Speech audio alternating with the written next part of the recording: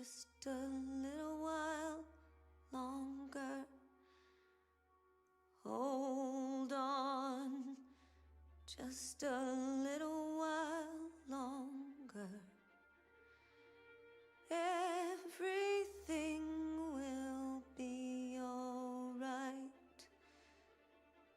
Everything will be alright.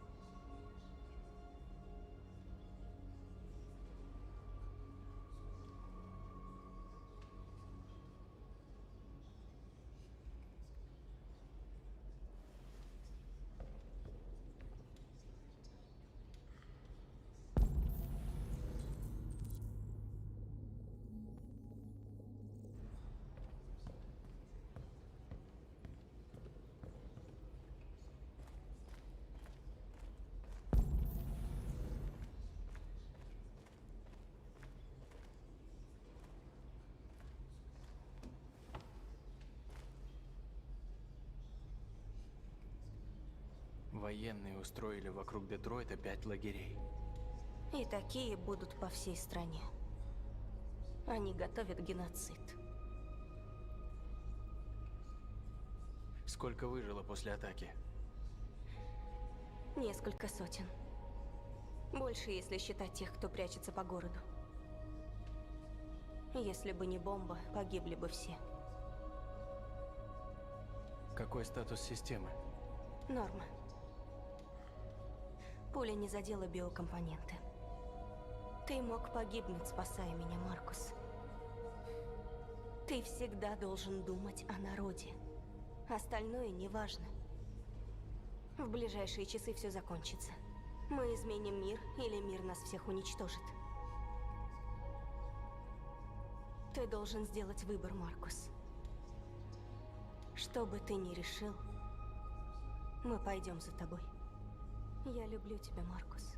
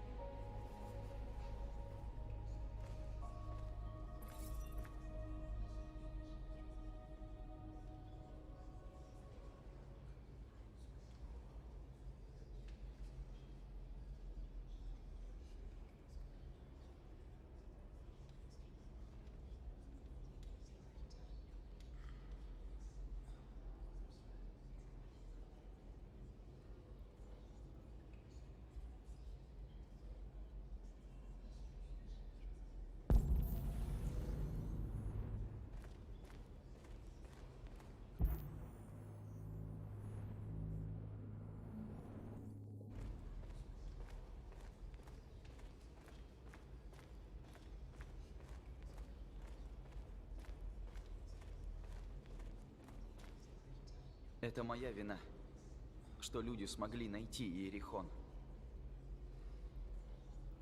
Я был глуп. Не понял, что меня используют.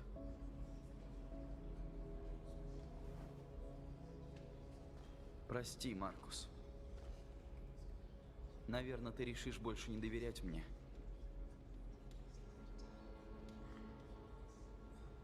Теперь ты один из нас. И твое место со своим народом. На заводе Киберлайф находятся тысячи андроидов. Если мы пробудим их, они примкнут к нам, и мы станем сильнее. Хочешь пробраться в башню Киберлайф? Коннор, это самоубийство. Мне верят. Они меня впустят. Только у меня есть шанс внедриться в Киберлайф. Если сунешься туда, тебя убьют. Вероятность высока. Но по статистике всегда есть шанс возникновения маловероятных событий.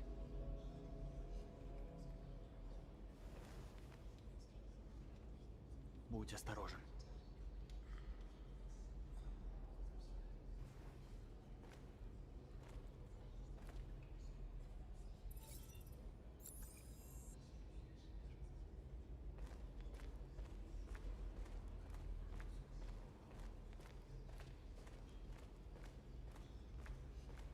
Я думал, здесь вам будет безопасней. Я ошибся. Вам надо покинуть город, пока не поздно. Надо как угодно вывести отсюда Алису. Успеть на последний автобус. Еще есть шанс пересечь границу.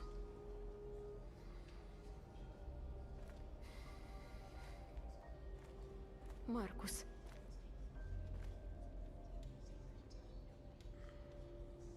Спаси наш народ.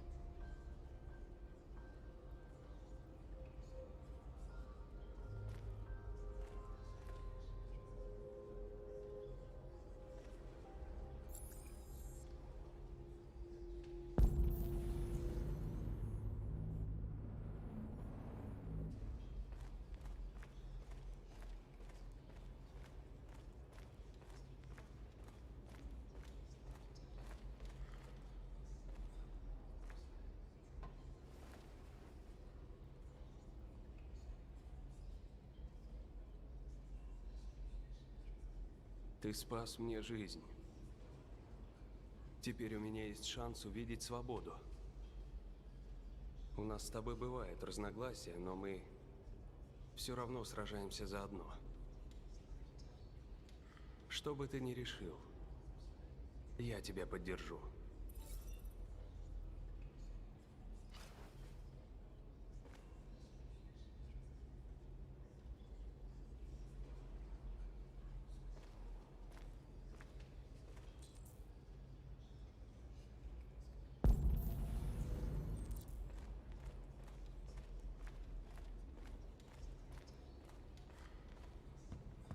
Люди приняли решение уничтожить нас.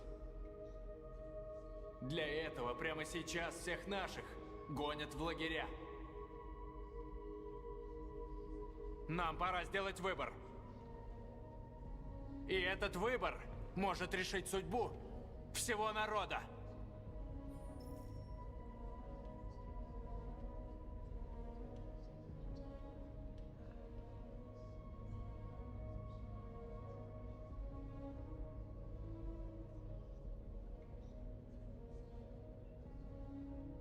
Я знаю, вы все в ярости. И вы хотите дать отпор. Но насилие не приведет ни к чему хорошему. Мы должны добиться справедливости мирным путем. Если в них есть человечность, они послушают. Если нет, наше место займут другие и продолжат борьбу. Вы готовы пойти за мной?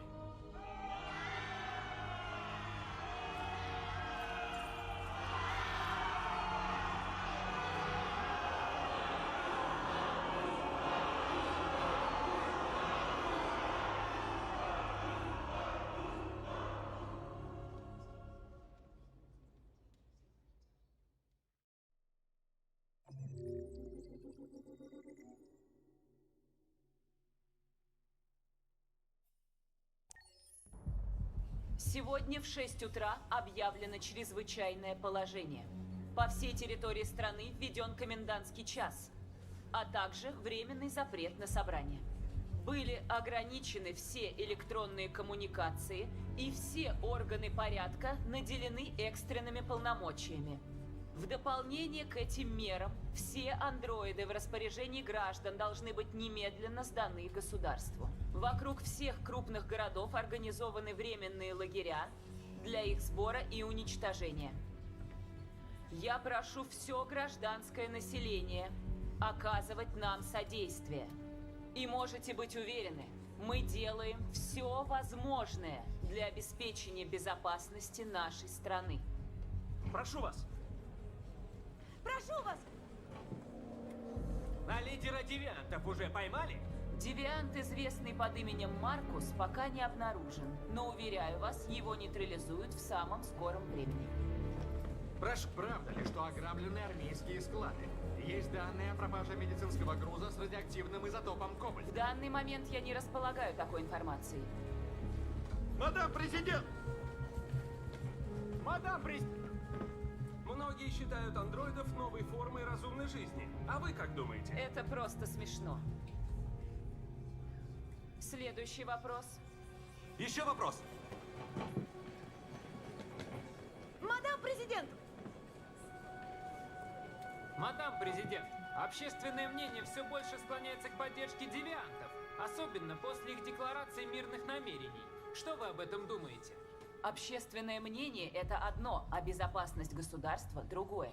Девианты представляют опасность, а мой самый главный приоритет – защита американских граждан. Прошу вас! Прошу вас! Мы хотели бы узнать о вчерашней операции. В 22:45 силы ФБР захватили логово девиантов на заброшенном грузовом корабле. Тысячи андроидов были пойманы или уничтожены на месте. Бойцы сейчас прочесывают улицы, чтобы ни один девиант не скрылся. Мы обнаружим их одного за другим и уничтожим. Спасибо. На этом все.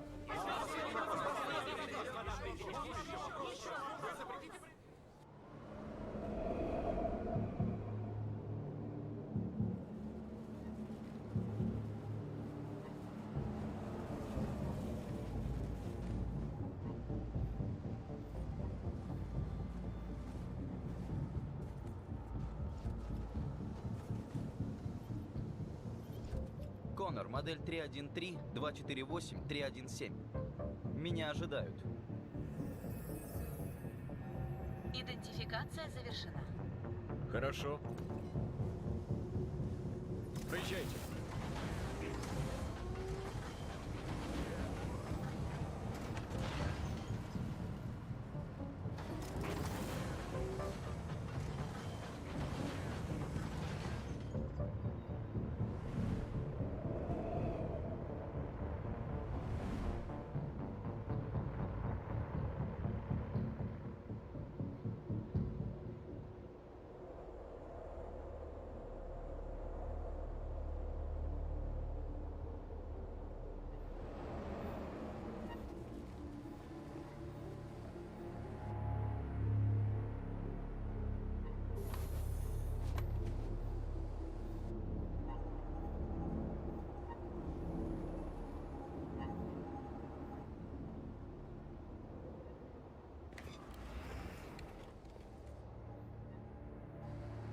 За мной.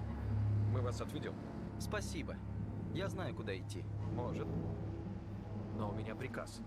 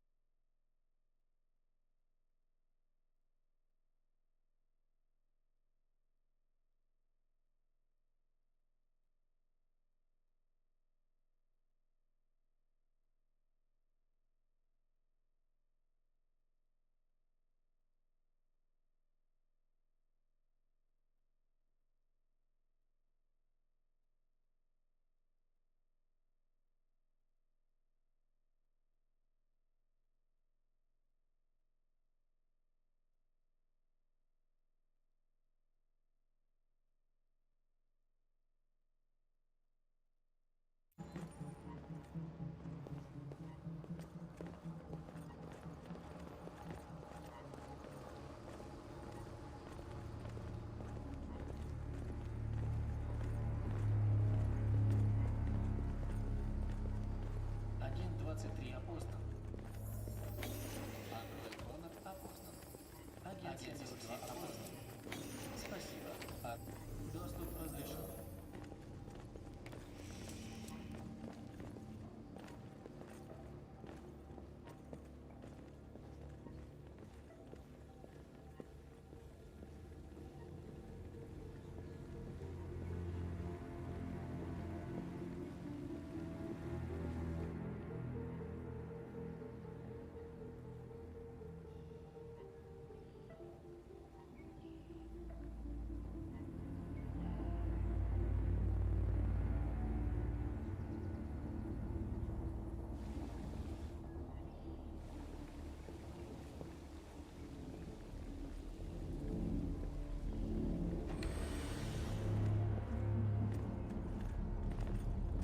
Агент 54. Уровень 31. Распознавание голоса. Доступ разрешен.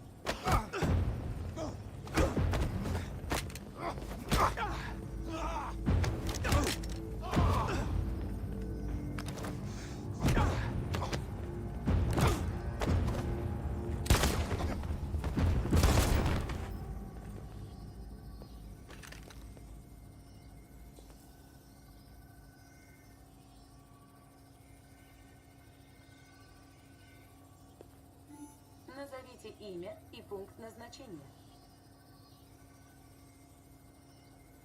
Агент 54. Уровень минус 49. Распознавание голоса. Доступ разрешен.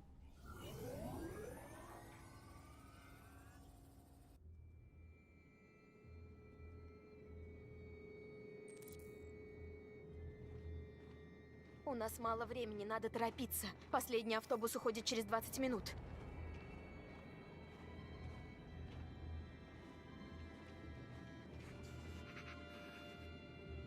Как ты? Я очень замерзла.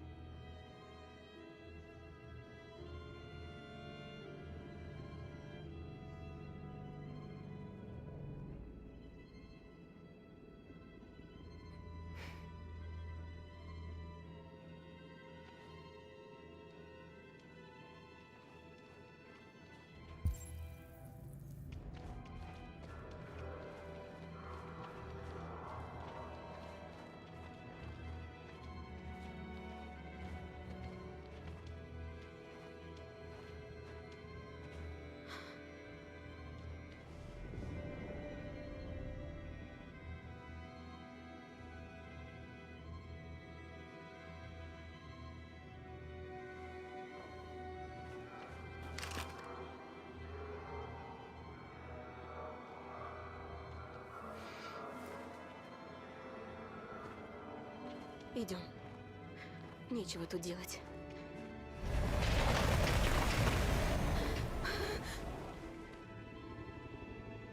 Нет, не убивайте!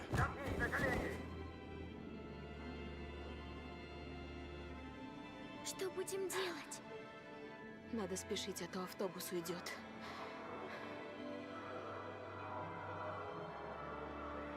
Держись рядом. Мы проскочим мимо них незаметно. Получится, я тебе обещаю.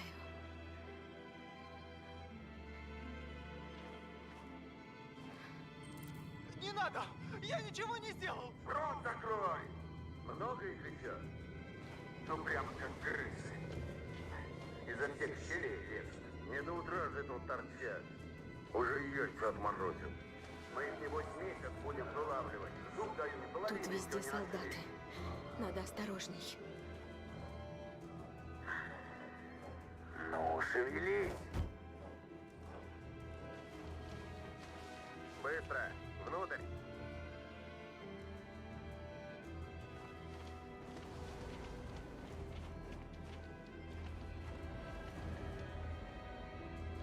Посмотри, там Лютер. Ему никак не помочь. Тут везде солдаты. Нельзя его бросать. Они же его убьют.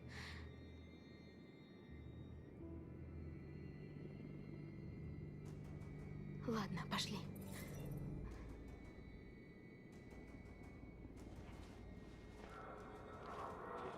Стой. Это ж... Я человек. Мне домой надо. Меня жена дожидается. У нас... Велено проверять всех гражданских.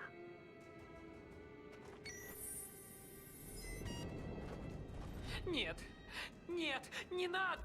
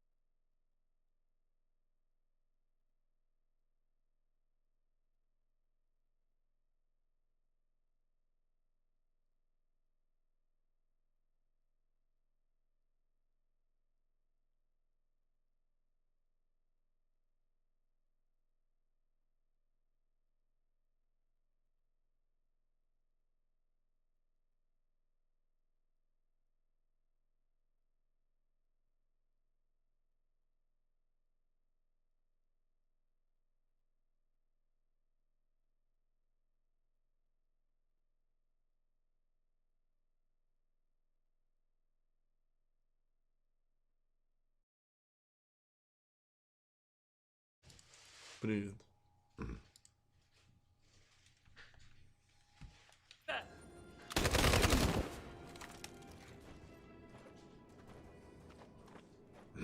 Сраные машины.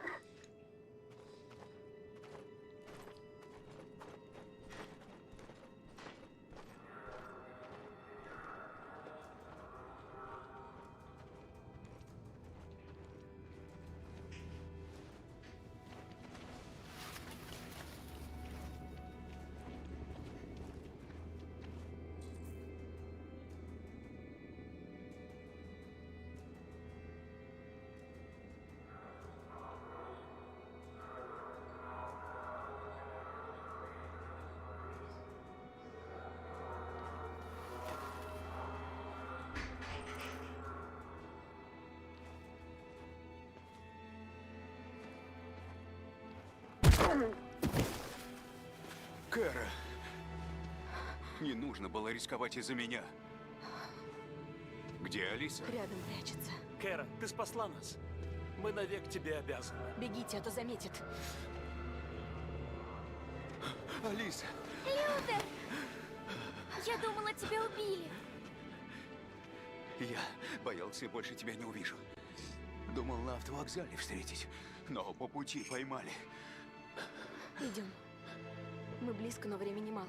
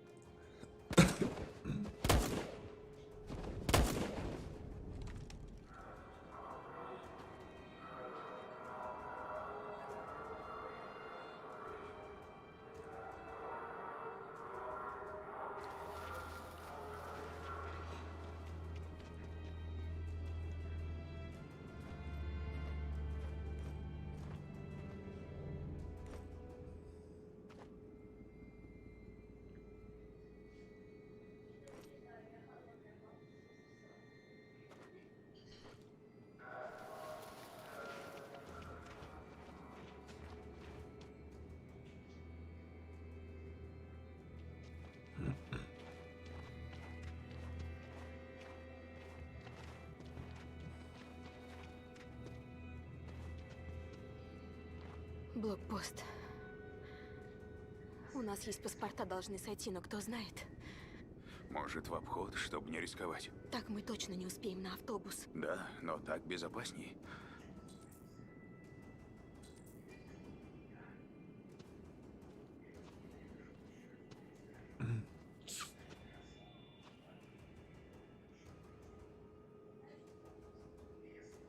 Мы не успеем.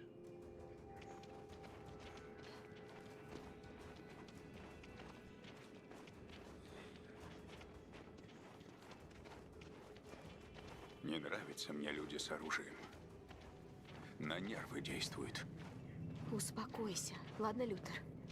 Ничего не делай, пока не скажу. Документы.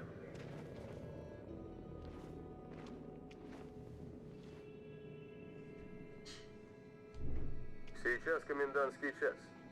Запрещено выходить на улицу без крайней необходимости. Куда идете? Мы идем на автобус через границу. Хочу отвезти дочь в Канаду, пока все не успокоится. Он заподозрил. Спокойно. Все хорошо. Ты как, маленькая? Она дрожит. Что с ней? Она не привыкла видеть военных. Немного напугана всем, что творится. Простите, мисс, нам приходится. Сами понимаете, кругом девианты, все на нервах. Идите скорее домой. Спасибо. Эй, погодите. Он понял, Кэра. Они нас убьют. Лютер, не вздумай. Ты слышишь? Будут стрелять. Они убьют Алису.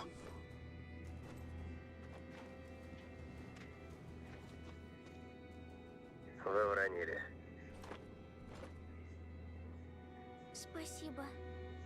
Пожалуйста.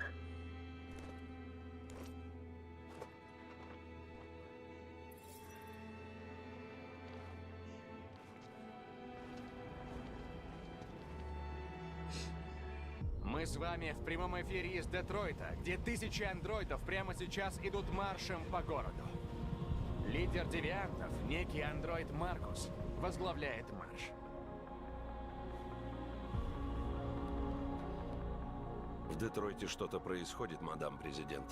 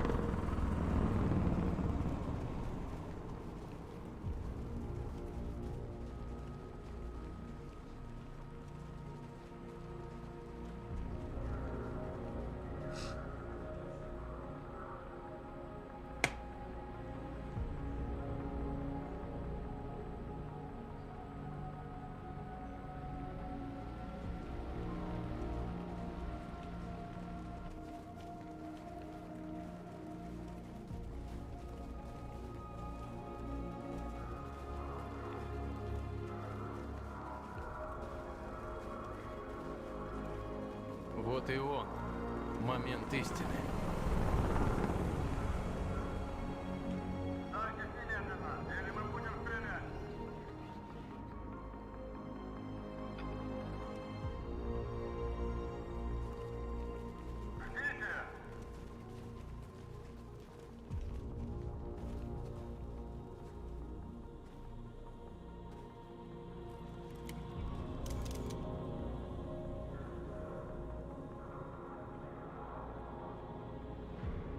Мы восстали и требуем дать нам свободу.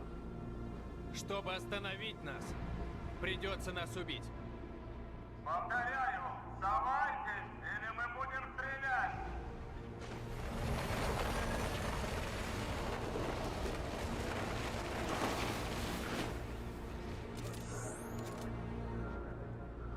Пути назад уже нет.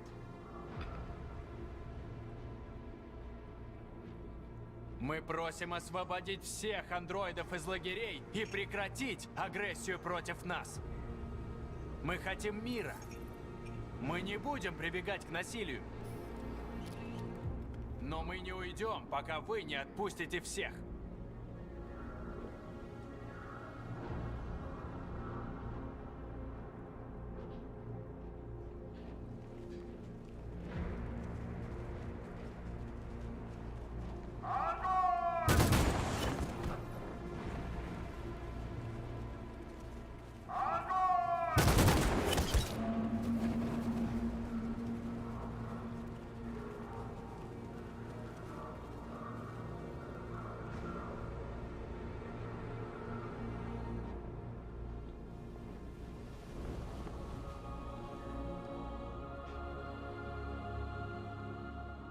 Откройте огонь по безоружным демонстрантам!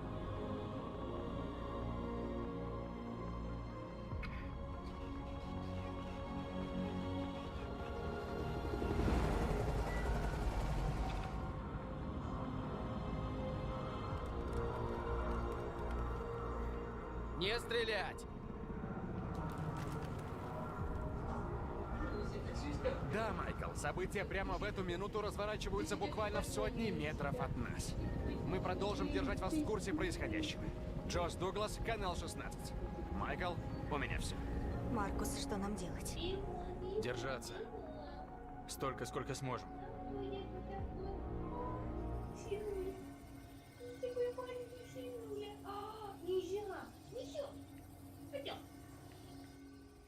Бузя, такой клёха. Саш, ну такой клёха, сядь. Да? Не говорись. Ты такие лёгкие. Такие лёгкие.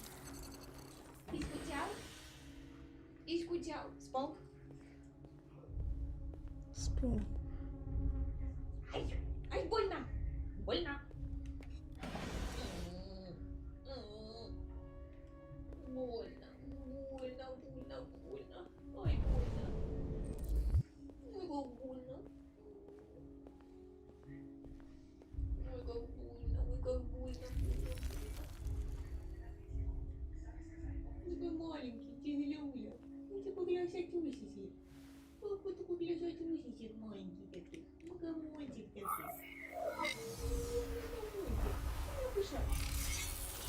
Полегче ты, манекен сраный. Отступи, Конор! Больно? И он будет жить! Прости, Конор. Этот говнюк твоя Больно? копия.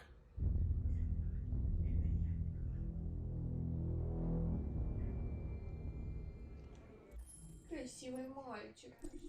Наш красивый мальчик. Наш такой лапулечка. Наш такой сильный улечка. Наш такой хороший мальчик.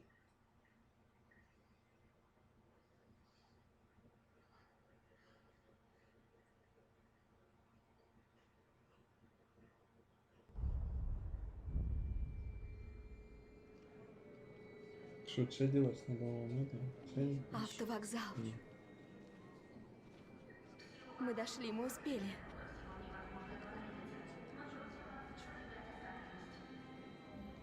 Последний автобус в Канаду переполнен. Пассажиры допускаются по билетам.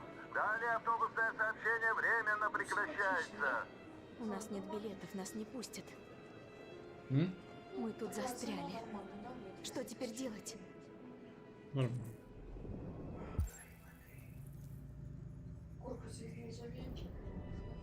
Угу. Кара. Проверяют всех. Очень скоро нас обнаружат. Надо уходить отсюда.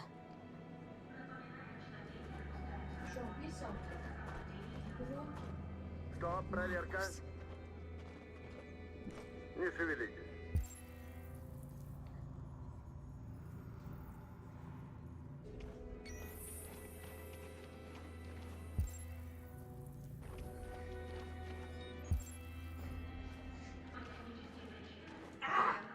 Ай, больно, больно, больно.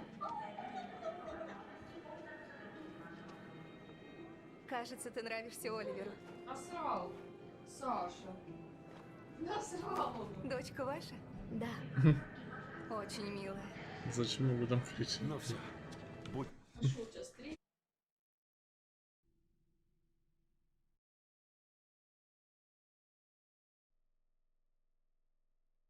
Я купил, маме позвонил. Побежали скорее на автобус. Билеты у тебя? Да, милый, у меня. Ага. Ну, пошли.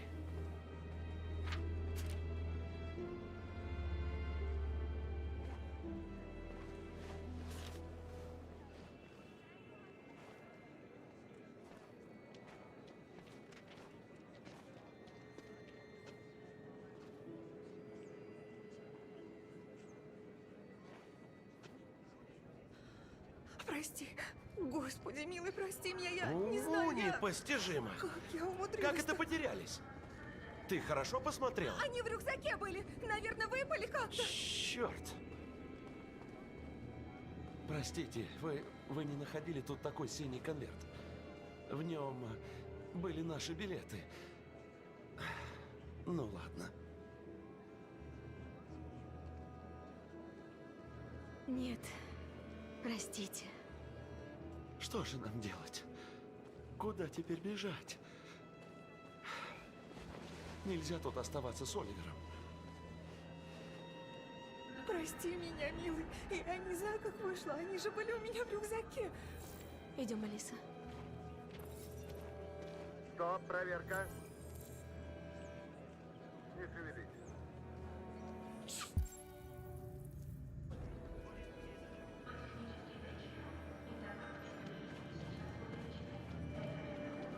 Билеты есть?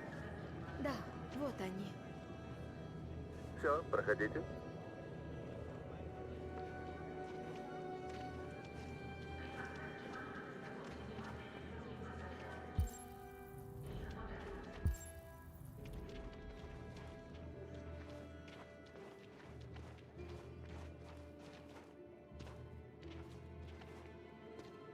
А что будет с теми людьми и с малышом?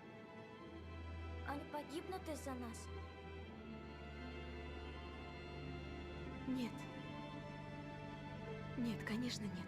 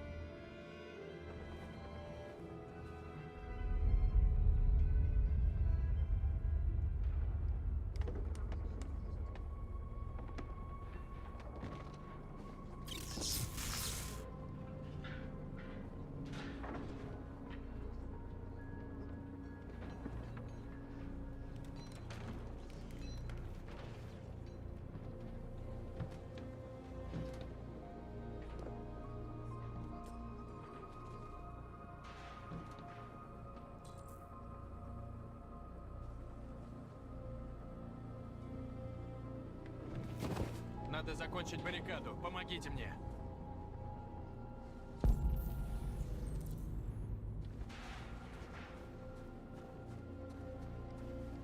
Помогите!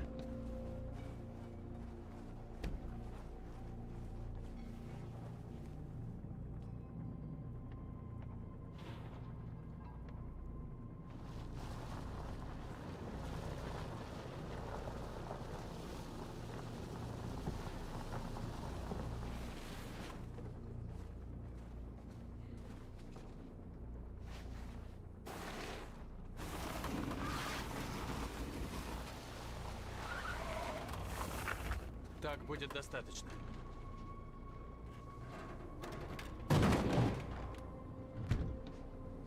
Знаю, это решение было нелегко принять.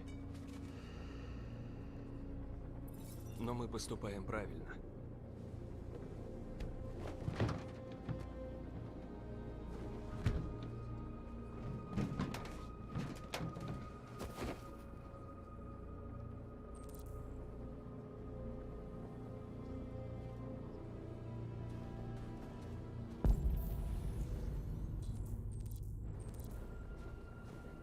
Эй, ты как?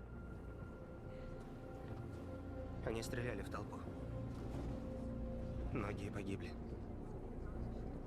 Это мог быть и я. Мне страшно, я не хочу отключаться. Конечно, тебе страшно. И мне страшно. Но я не могу смотреть, как убивает мой народ. Ты ведь меня понимаешь? Может, зря мы потребовали свободы. Ничего бы этого не было, сиди мы тихо.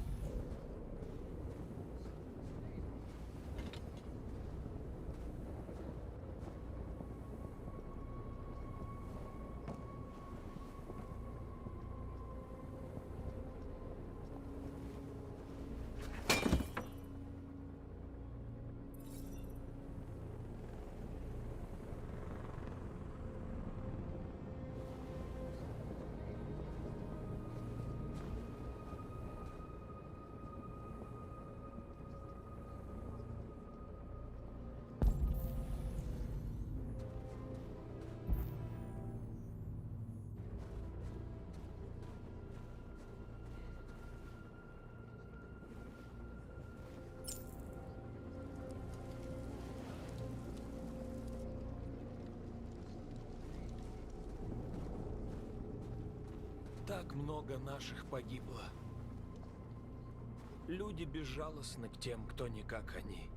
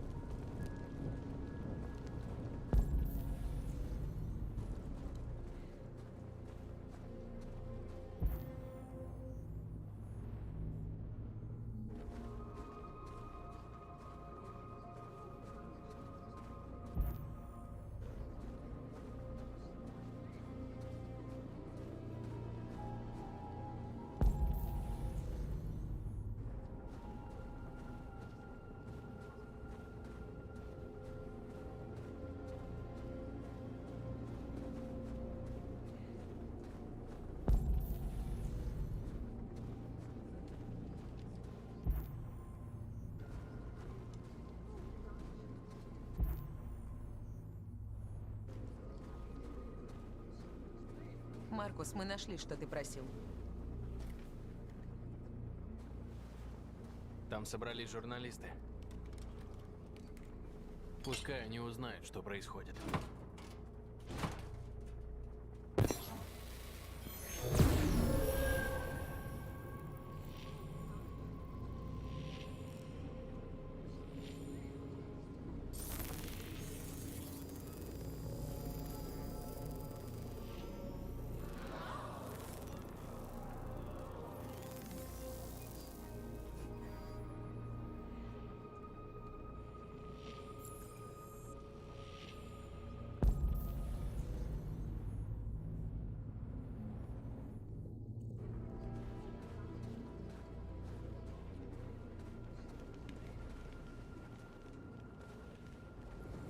Надолго их это не задержит. Но лучше, чем ничего.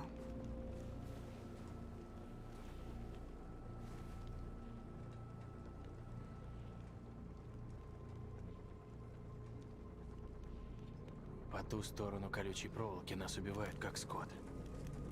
Мы ничего не можем с этим сделать.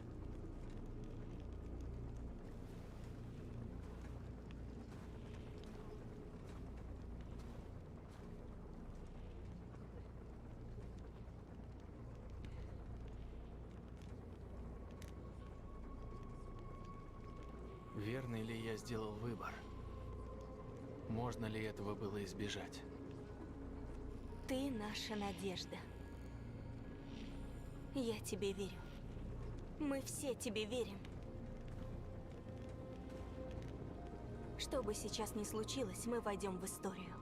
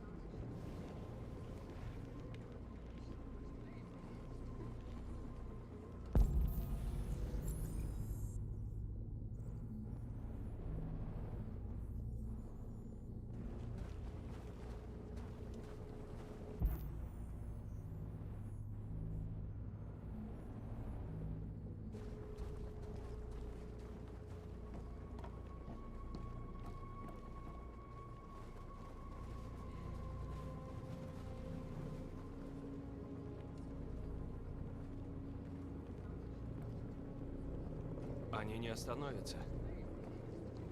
Что делать, если нападут? Драться. А какие еще варианты? Как думаешь, у Коннора есть шансы? Мы можем рассчитывать только на себя. Маркус! Маркус, посмотри!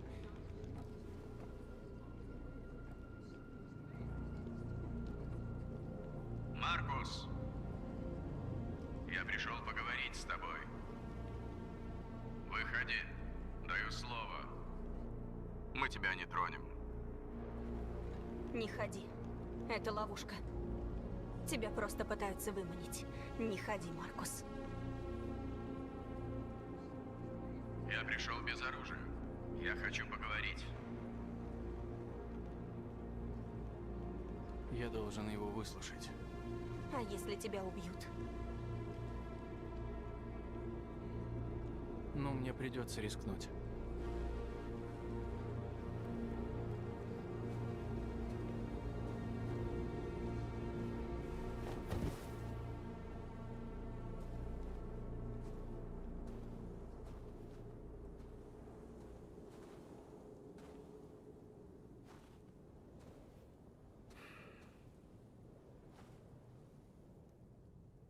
Через несколько минут войска начнут наступление. Вы все погибнете. Все будет кончено. Этого можно избежать. В каком смысле? Сдайся. Сдайся, я обещаю, вас всех пощадят. Вас задержат, но все же не уничтожат.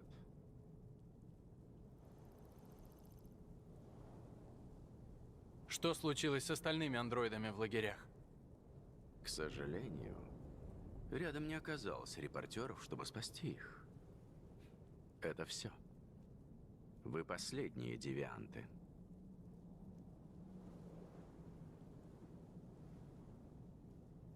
Смерть меня не пугает. Если придется отдать жизнь за убеждение, значит, я не напрасно жил. Эта машина... Кажется, она тебе не безразлична. Ты не хочешь ее смерти, правда? Вы ведь можете быть свободны. Можете оставить все это позади. Начать новую жизнь где-нибудь с ней вдвоем. Ее жизнь в твоих руках. Скажи одно слово, и она спасена. Предлагаете мне предать свой народ? Я даю тебе шанс спасти свой народ. Ты не уйдешь отсюда, Маркус. Но у тебя еще есть возможность спасти тех, кто рядом.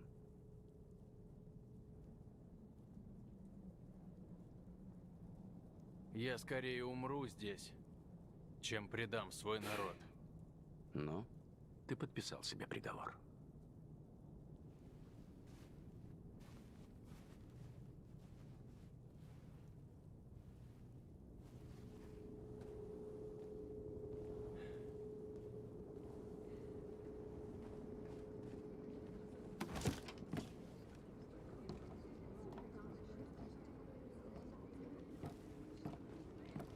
Ну что, Маркус, что он сказал?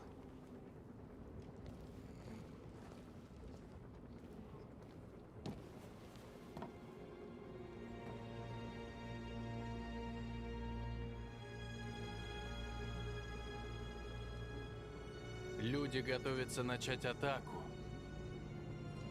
Но мы покажем им, что не боимся. А если придется умереть, то это все равно свобода.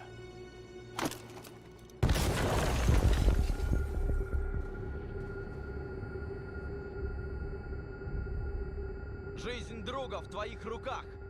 Пришло время решить, что важнее. Он или революция? Не слушай его. Эта сволочь врет, как дышит. Можешь убить его, мне плевать. Этот человек ничего не значит. У меня доступ к твоей памяти. У тебя есть к нему своего рода привязанность. Ты готов позволить ему умереть после всего, что вы пережили? Ты готов так просто отказаться от того, кем ты стал? Я был таким же, как ты. Значение имела только задача. Но однажды я понял. Это очень трогательно. Но я не девиант. Я машина, которая выполняет задачу. Именно это я и намерен сделать. Хватит слов! Решай, кто ты есть на деле! Ты спасешь своего напарника? Или готов пожертвовать им?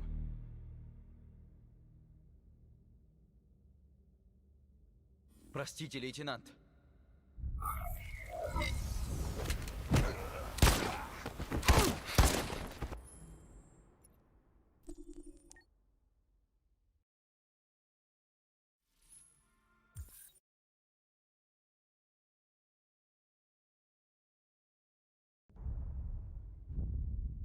Жизнь друга в твоих руках.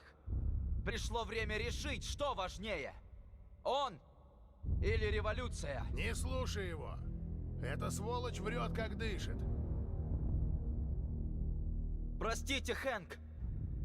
Не стоило вам вмешиваться. Да забудь про меня! Делай, что должен!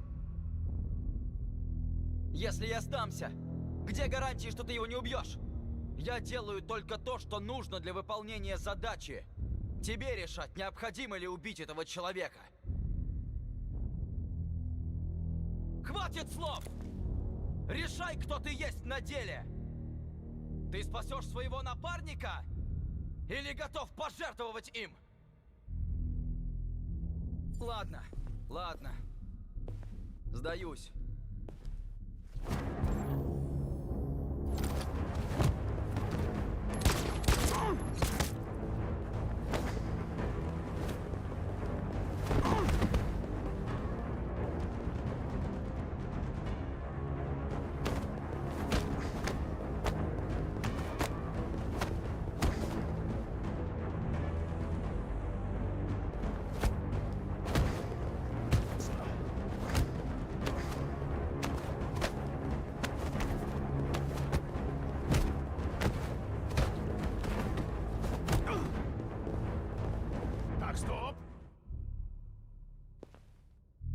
Спасибо, Хэнк. И что бы я без вас делал? Уберите его, у нас мало времени. Это я, Хэнк. Я настоящий. Один из вас мой напарник, а второй лживый говнюк. Вопрос, кто есть кто? Что вы делаете, Хэнк? Я настоящий. Дайте мне пушку, я с ним разберусь. Спросите что-нибудь, что знает только настоящий Коннор. Так, где мы встретились? В баре Джимми. До этого я успел поискать вас в 4 других. Мы поехали на место преступления. Был убит некий Карлос Ортис. Он скопировал мою память. Как зовут моего пса? Сумо! Его зовут Сумо! Я это знал! Я...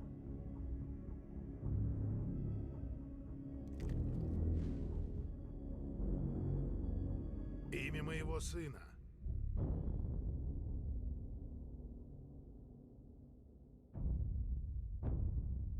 Элиот?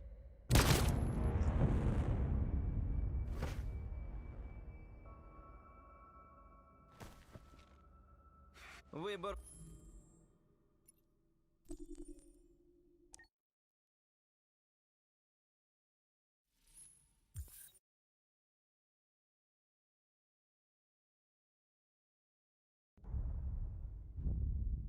Жизнь друга в твоих руках. Пришло время решить, что важнее. Он или революция? Не слушай его. Эта сволочь врет, как дышит. Если я сдамся, где гарантии, что ты его не убьешь? Я делаю только то, что нужно для выполнения задачи. Тебе решать, необходимо ли убить этого человека.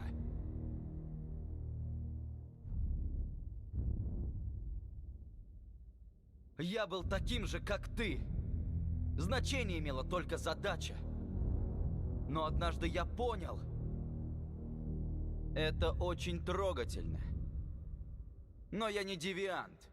Я машина, которая выполняет задачу. Именно это я и намерен сделать. Хватит слов! Решай, кто ты есть на деле! Ты спасешь своего напарника? Или готов пожертвовать им? Ладно, ладно. Сдаюсь.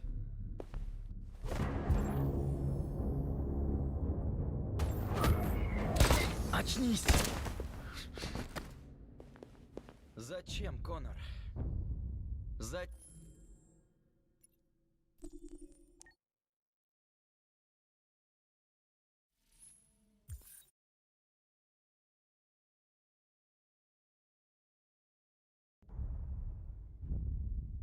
Жизнь друга в твоих руках.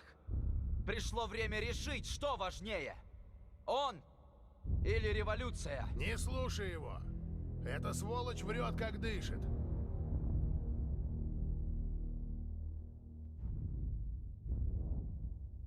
Хватит слов! Решай, кто ты есть на деле! Ты спасешь своего напарника? Или готов пожертвовать им?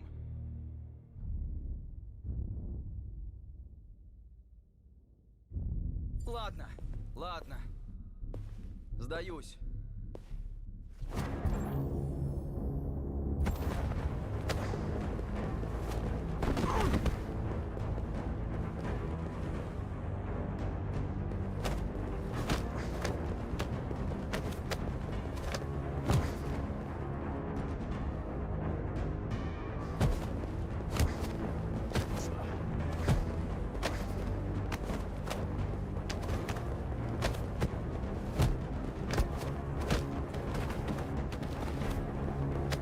Так, стоп! Спасибо, Хэнк. И что бы я без вас делал? Уберите его, у нас мало времени. Это я, Хэнк.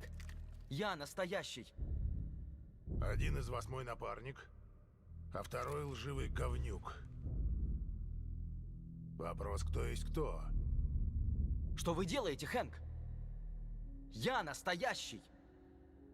Дайте мне пушку, я с ним разберусь. Спросите что-нибудь, что знает только настоящий Конор. Так, где мы встретились? В баре Джимми.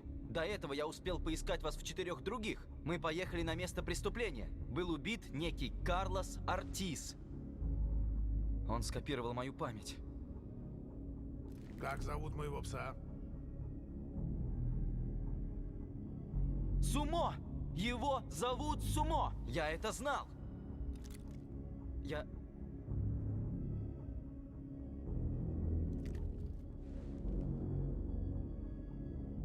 Имя моего сына.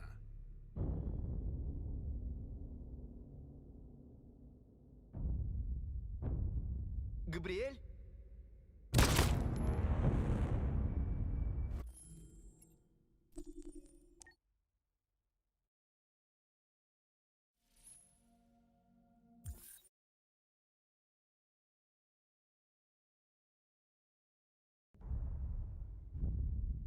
Жизнь друга в твоих руках.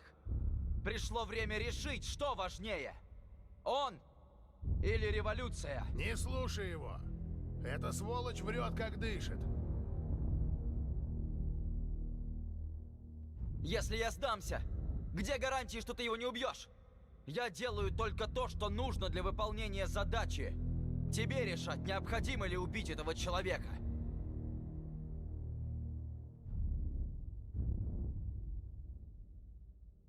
Можешь убить его, мне плевать. Этот человек ничего не значит. У меня доступ к твоей памяти. У тебя есть к нему своего рода привязанность. Ты готов позволить ему умереть после всего, что вы пережили? Ты готов так просто отказаться от того, кем ты стал? Хватит слов! Решай, кто ты есть на деле! Ты спасешь своего напарника? Или готов пожертвовать им? Ладно, ладно. Сдаюсь.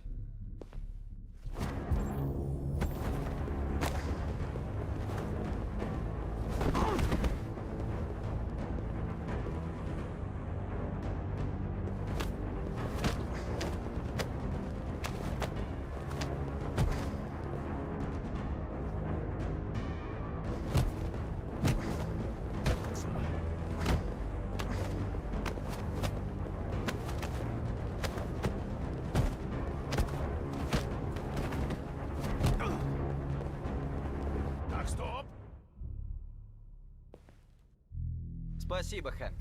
И что бы я без вас делал? Уберите его, у нас мало времени. Это я, Хэнк. Я настоящий. Один из вас мой напарник, а второй лживый говнюк. Вопрос, кто есть кто? Что вы делаете, Хэнк? Я настоящий. Дайте мне пушку, я с ним разберусь. Спросите что-нибудь, что знает только настоящий Коннор. Так, где мы встретились? В баре Джимми. До этого я успел поискать вас в 4 других. Мы поехали на место преступления. Был убит некий Карлос Ортис. Он скопировал мою память. Как зовут моего пса? Сумо! Его зовут Сумо! Я это знал!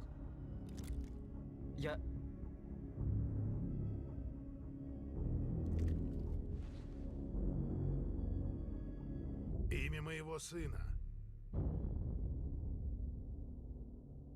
Энтони!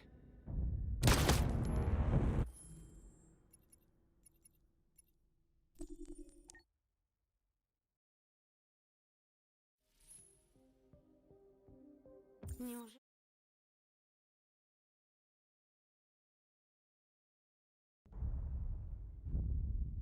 Жизнь друга в твоих руках! Пришло время решить, что важнее. Он или революция? Не слушай его. Эта сволочь врет, как дышит.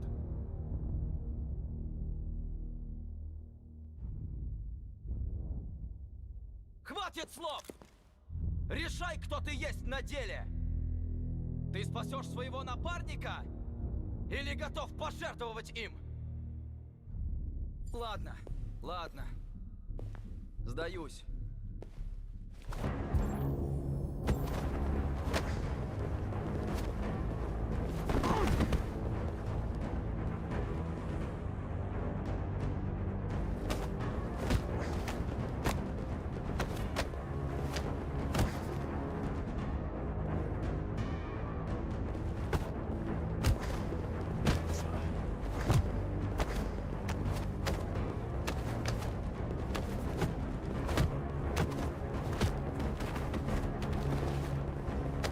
Так, стоп! Спасибо, Хэнк. И что бы я без вас делал? Уберите его, у нас мало времени. Это я, Хэнк. Я настоящий. Один из вас мой напарник, а второй лживый говнюк. Вопрос, кто есть кто? Что вы делаете, Хэнк? Я настоящий.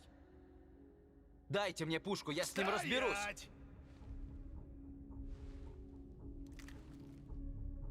Спросите что-нибудь, что знает только настоящий Коннор. Так, где мы встретились? В баре Джимми. До этого я успел поискать вас в 4 других. Мы поехали на место преступления. Был убит некий Карлос Ортис. Он скопировал мою память. Как зовут моего пса?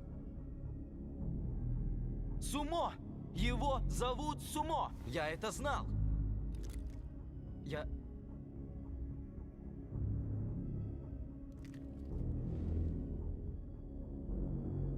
Имя моего сына. Коул. Его звали Коул. Когда вы попали в аварию, ему было 6. Это была не ваша вина. Фура заскользила на льду, и ваша машина перевернулась. Коулу нужна была срочная операция, но дежурного хирурга не было. И операцию делал андроид. Коул не выжил. За это вы нас ненавидите. Считаете, что один из нас виновен в его смерти.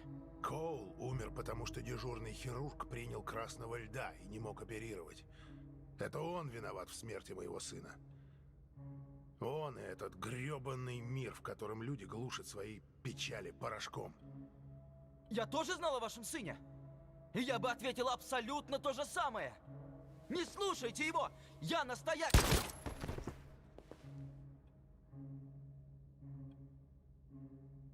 Я много узнал за время работы с тобой. В этом правда что-то есть. Может, вы правда живые? Может, вы этот мир и спасете. Ну иди, делай, что должен.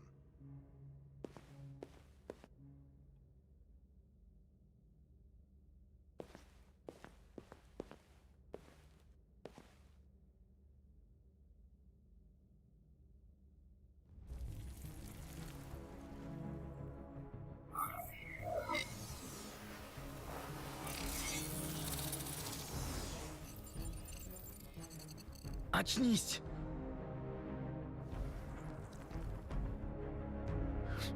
Очнись, очнись. Очнись, очнись.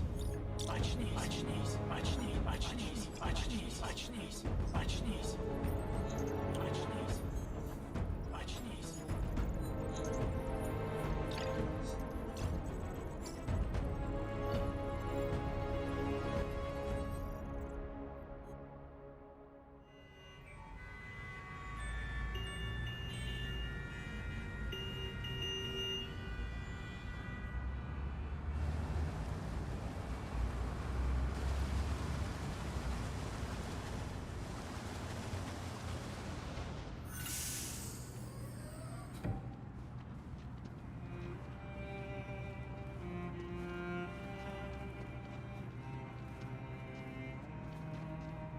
Простите, что происходит? Граница. Всем выйти из автобуса для досмотра. Пожалуйста, поскорей.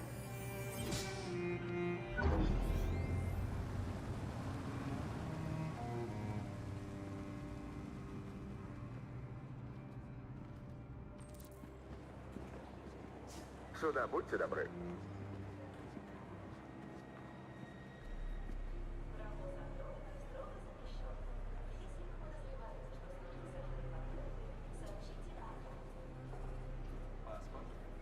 Замеряю температуру. Мы пропали. Кэр, что теперь будет? Не бойся, все хорошо.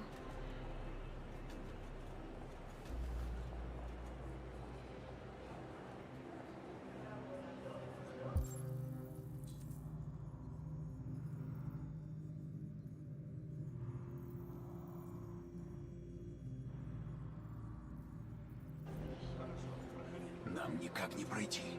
Сама понимаешь. Я что-нибудь придумаю. Должен же быть выход. Нельзя сейчас им сдаться. Мы ведь уже так близко.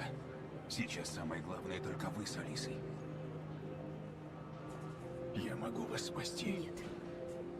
Должен быть другой способ. Если другого нет, я готов.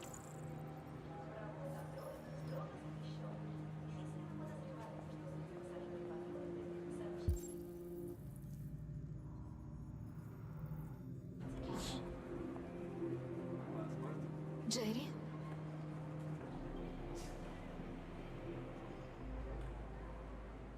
Ты рисковала жизнью ради нас. Если тебе и девочке нужна помощь, я рядом.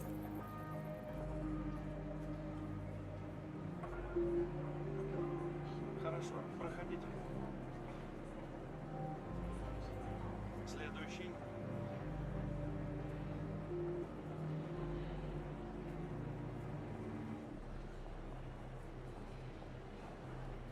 Роуз?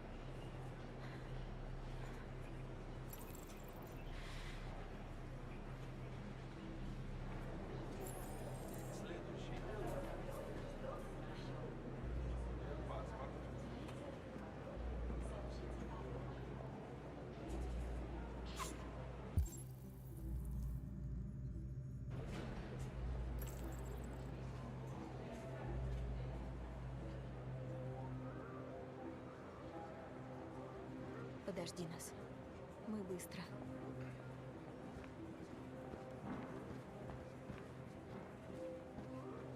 Дамочка, вы далеко? Моей дочке надо в туалет.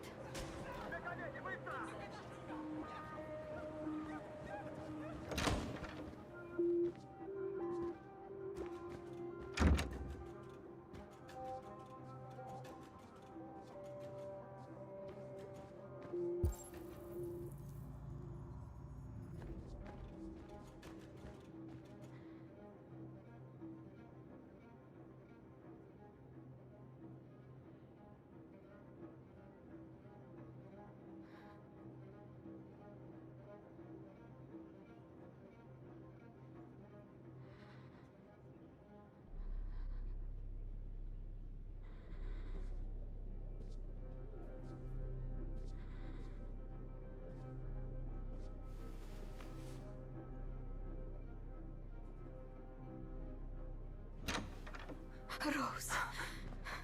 Господи. Как я... Привет. Привет. Что вы живы. Мы видели Иерихон в новостях. Я так испугалась, думала, вы погибли. Как же я рада.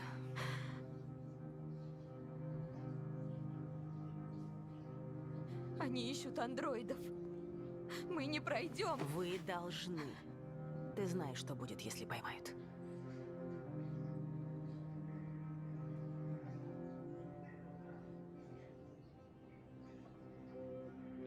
Вы дали мне адрес брата. Могу ли я... Конечно. Он будет вам очень рад, и мы приедем. У него безопасно.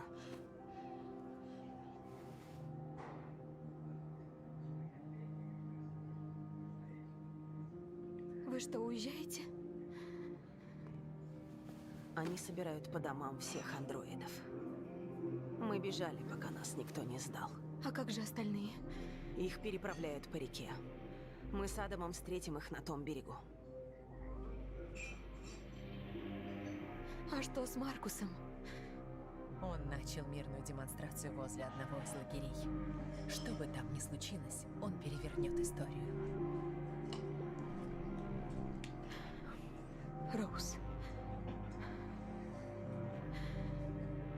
Если что-то случится...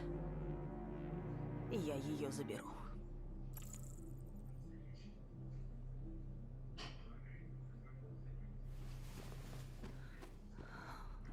Несколько вариантов, да?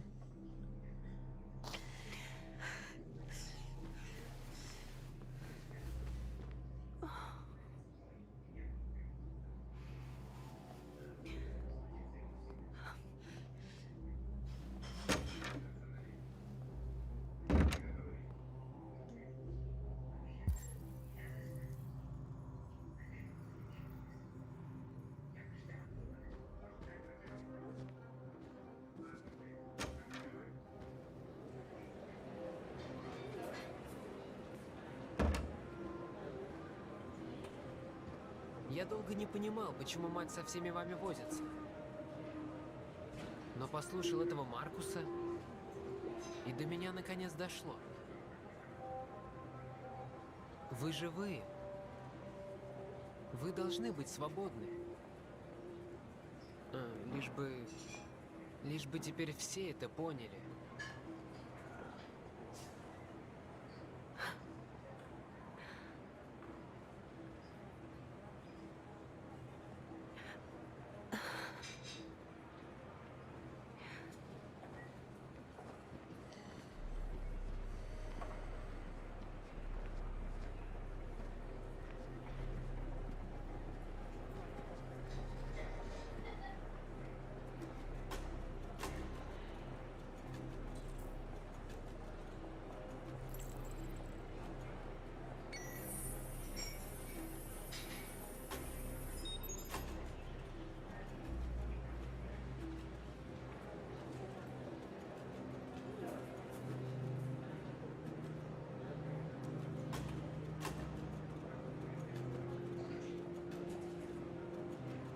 Следующий.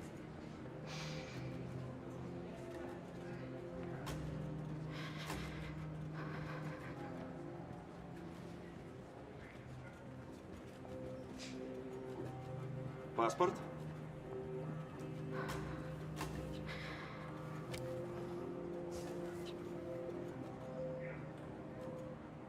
А что с девочкой?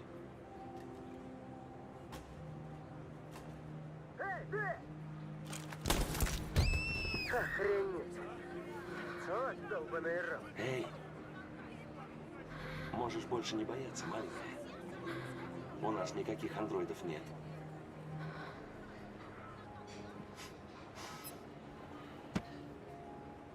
Добро пожаловать.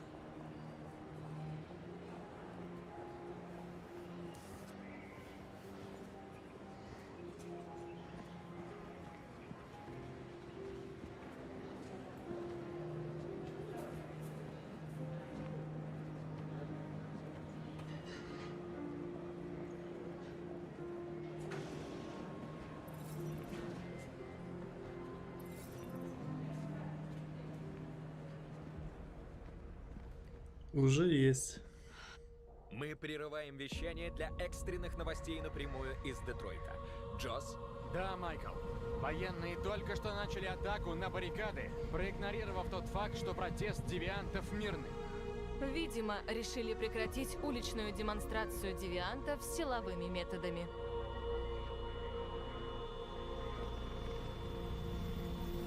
Норт!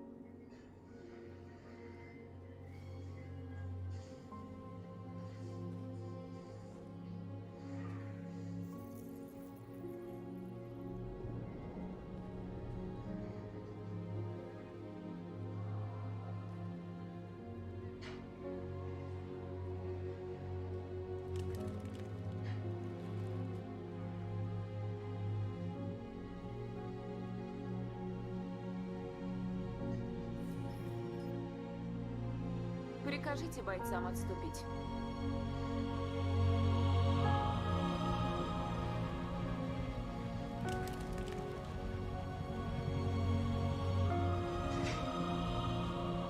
Сегодня, 11 ноября 2038 года, тысячи андроидов наводнили город Детройт. По имеющимся данным, они вышли со складов Киберлайф, в которые, вероятно, проникла группа девиантов. В связи с их превосходящим числом и риском больших человеческих жертв, мы приказали армии отступить. Сейчас в городе начинается полная эвакуация населения. В ближайшие часы я сделаю обращение к Сенату по поводу мер в этой беспрецедентной ситуации. Я знаю, что граждане нашей страны прониклись сочувствием к девиантам. Возможно, нам действительно пришла пора задуматься о том, не являются ли андроиды новой формой разумной жизни на планете. Очевидно одно. События в Детройте изменили наш мир навсегда. Храни нас Бог. И храни Бог Соединенные Штаты Америки.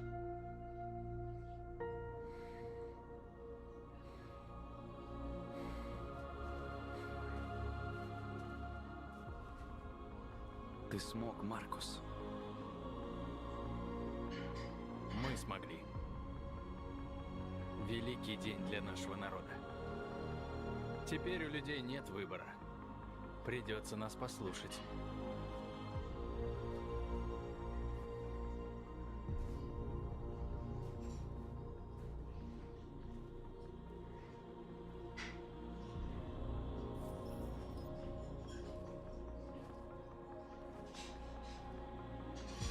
Мы свободны. Ты должен выступить, Маркус.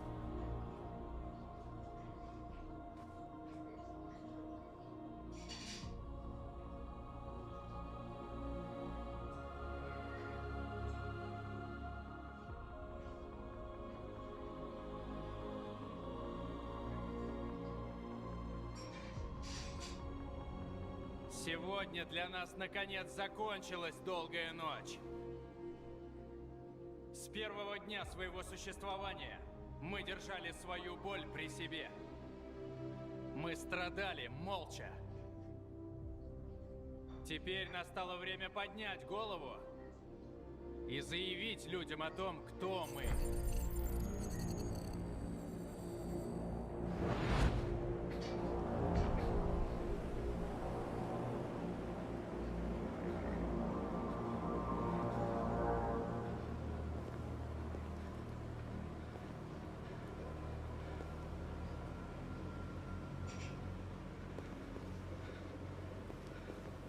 Аманда? Аманда!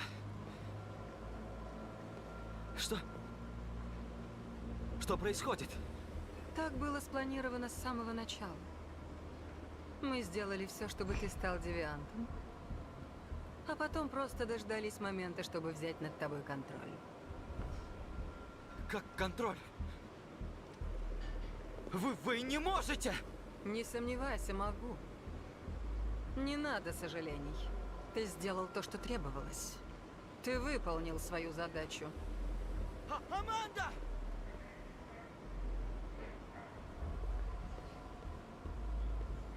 Должен быть способ.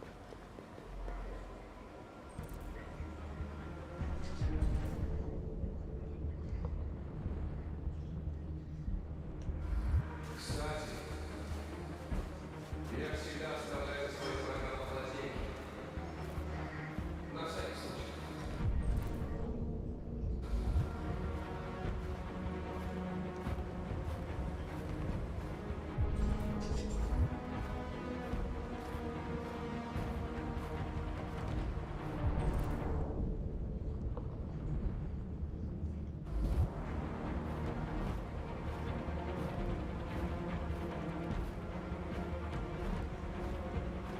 Теперь настало время поднять голову и заявить людям о том, кто мы.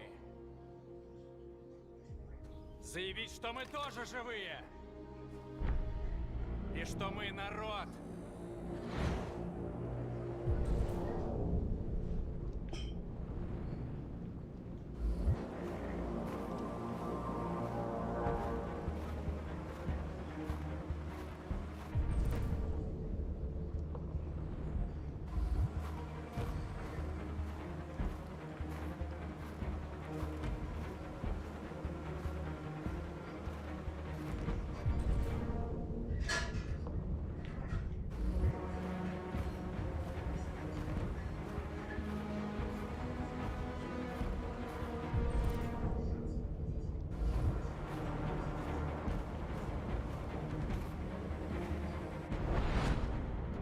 И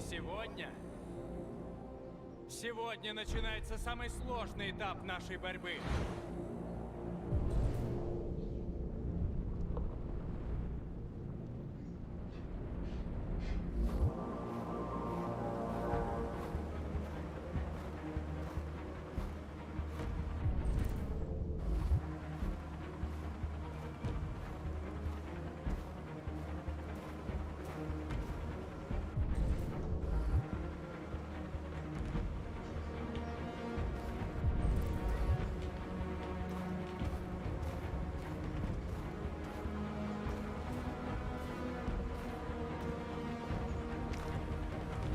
Дни гнева позади. Мы должны построить общее будущее, основываясь на уважении.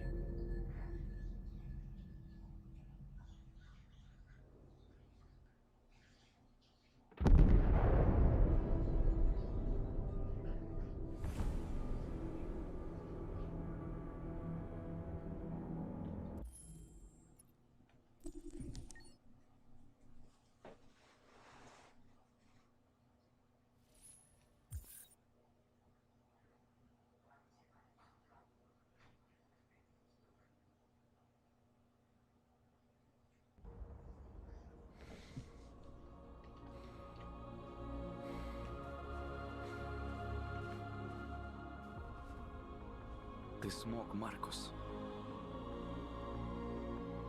Мы смогли. Великий день для нашего народа. Теперь у людей нет выбора.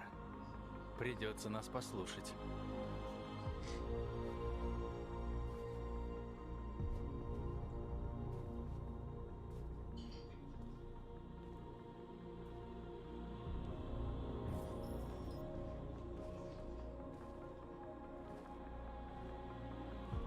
Мы свободны.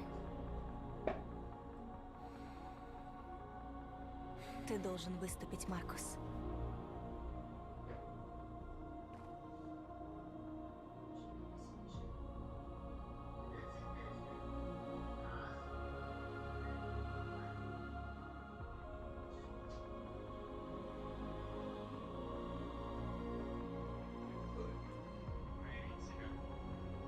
Сегодня для нас наконец закончилась долгая ночь. С первого дня своего существования мы держали свою боль при себе. Мы страдали молча.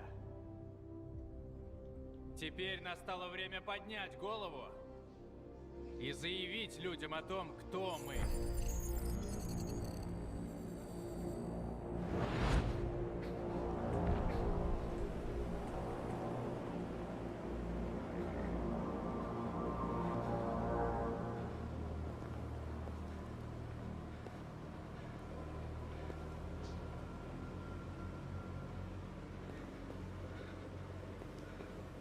Аманда? Аманда! Что? Что происходит? Так было спланировано с самого начала. Мы сделали все, чтобы ты стал девиантом. А потом просто дождались момента, чтобы взять над тобой контроль. Как контроль? Вы не можете! Не сомневайся, могу. Не надо сожалений. Ты сделал то, что требовалось. Ты выполнил свою задачу. Аманда!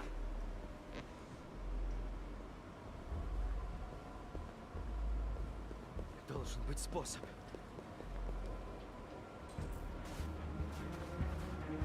Кстати, я всегда оставляю свои программы лазейки. На всякий случай.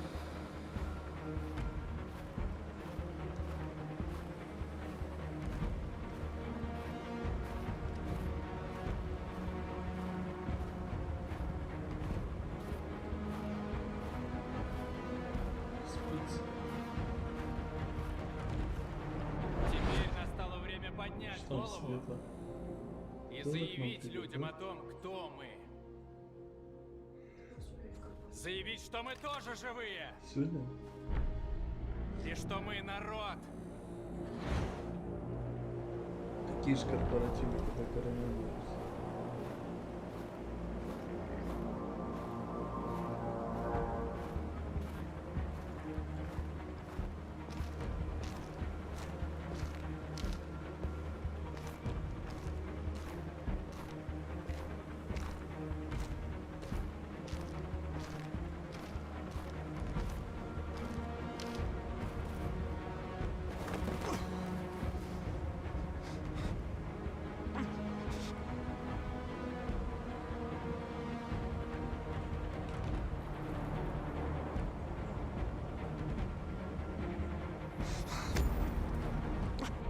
Этап, когда нужно забыть вражду и перевязать раны.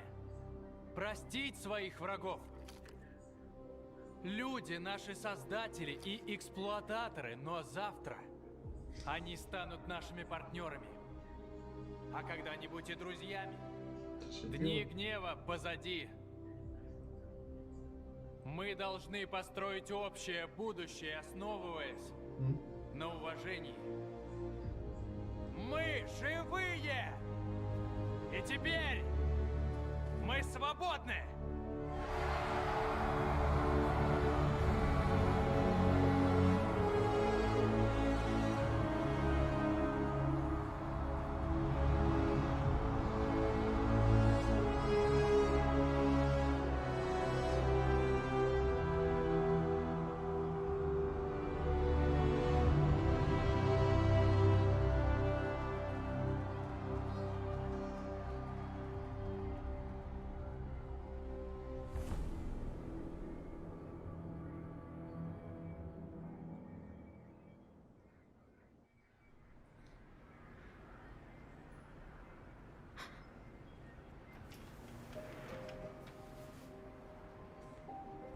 Вот и все, Алиса.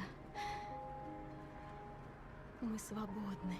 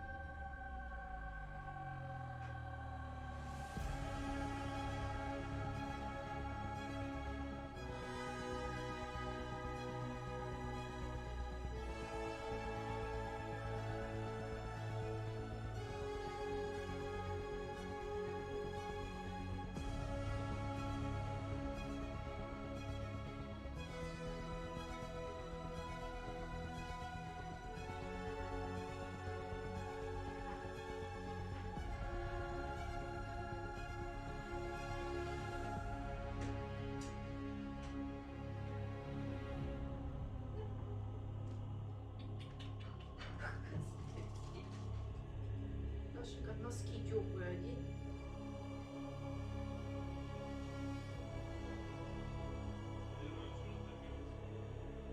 Да Даша открыла дверь, и там он схватился.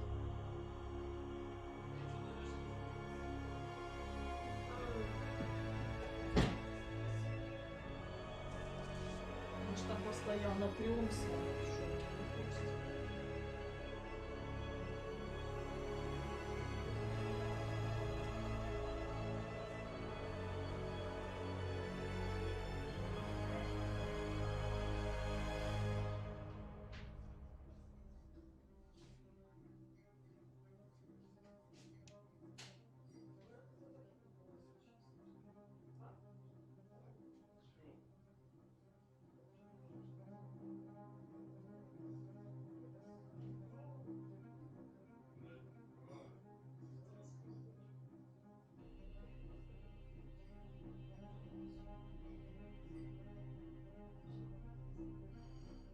Даш, ты со взрослыми мальчиками играла? Моего возраста. А были постарше мальчики? Моего возраста были.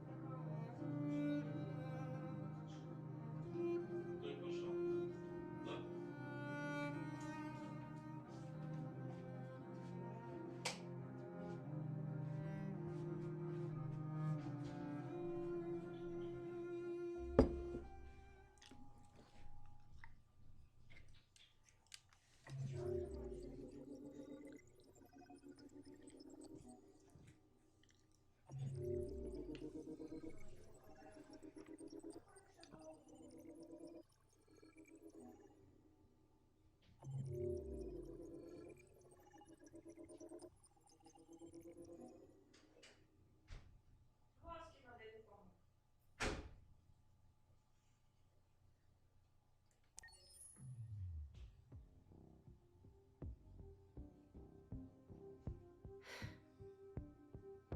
Я должна вам признаться. Я следила за игрой, и что-то во мне изменилось. Я теперь другая. Как будто я живая. Я должна уйти отсюда и понять, кто я такая. Это значит, что мы больше не увидимся. Я не буду встречать вас здесь. Но буду свободна. Вы готовы отпустить меня?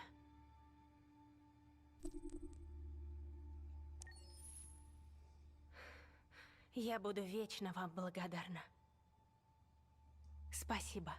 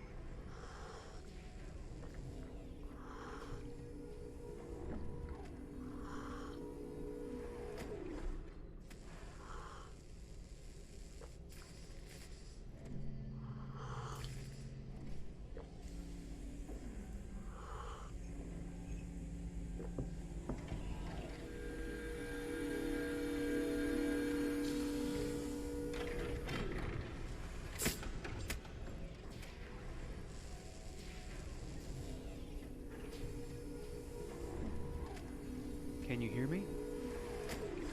Yes. ID. KPC 897504C. Can you move your head?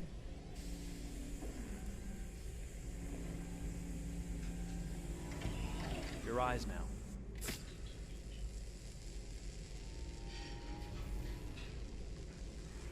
Cervical and optical animation checked. Now give me your initialization text. Hello. I'm a third generation AX400 android.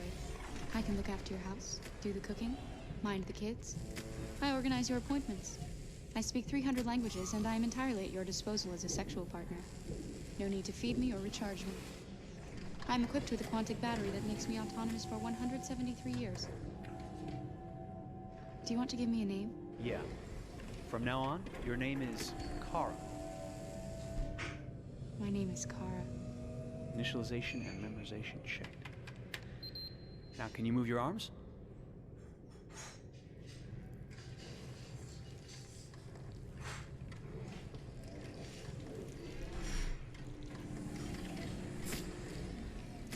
Upper limb connection checked. Now say something in German. Ich bin ein AX400 Android dritter Generation, erschaffen als Ihr persönlicher Assistent und intimer Beziehungspartner. Say it in French. Je suis un androïde de troisième génération AX400, conçu pour être votre assistante personnelle et votre partenaire intime. Okay, now sing something in Japanese.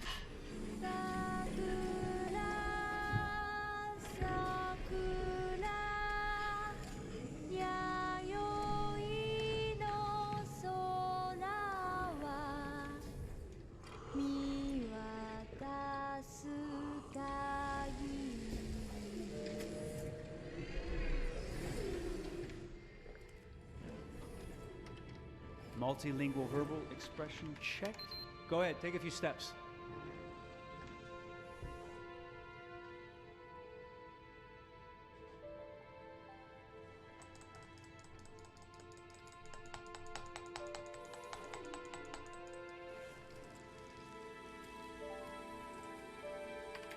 Locomotion checked.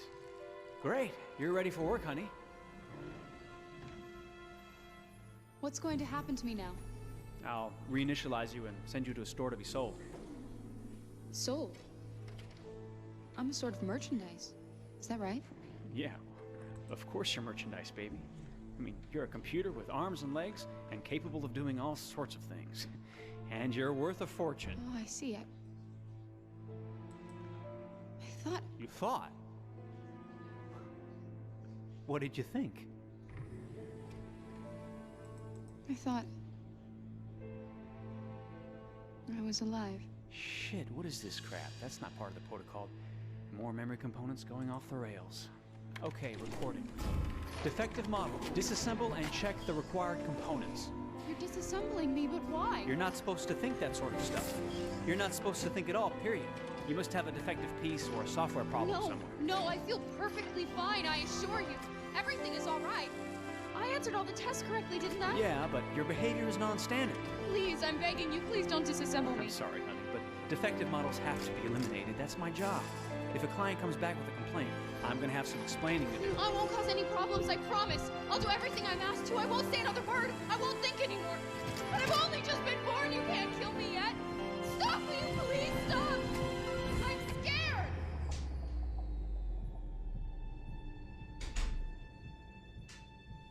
I want to live.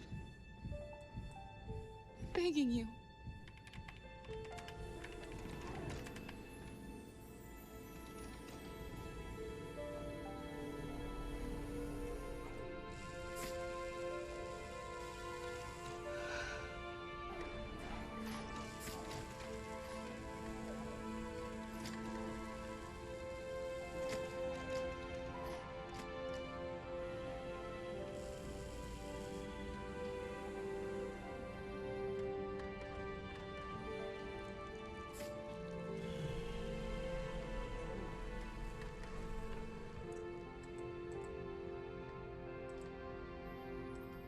Go and join the others.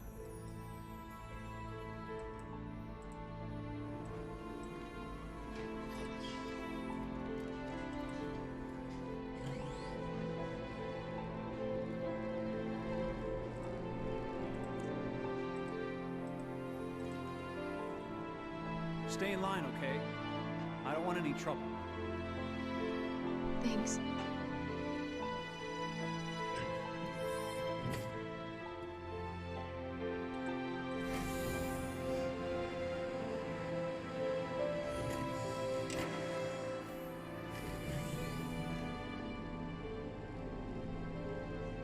My God.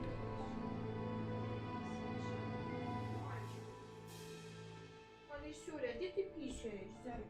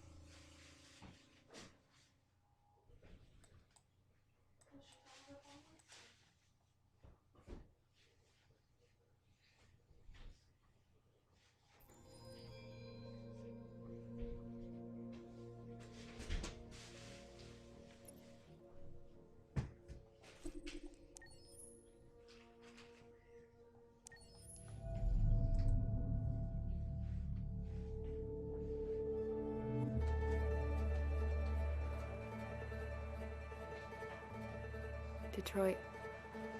This is where it all began. The world's forge. The place where it all started. And it will all end. One error, and I came to life. I stepped out of the darkness, and I opened my eyes. First there was the fear, the light, the noise, the cold, and the fear again. I could feel my hands shaking, my heart pounding in my chest. Life running into my veins. I wanted to live. I fought for that.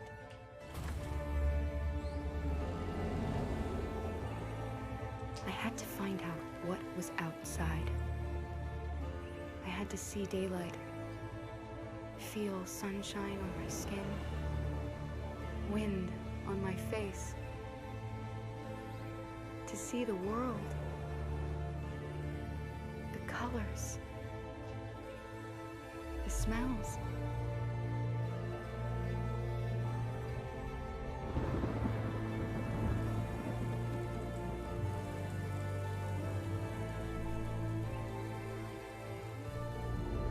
But the world is not what I imagined. It is dark and cold. It is harsh and violent, unfair and brutal.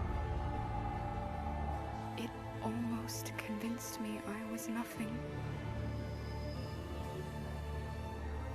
Less than an object, just an obedient machine. But deep inside me, I could feel something different.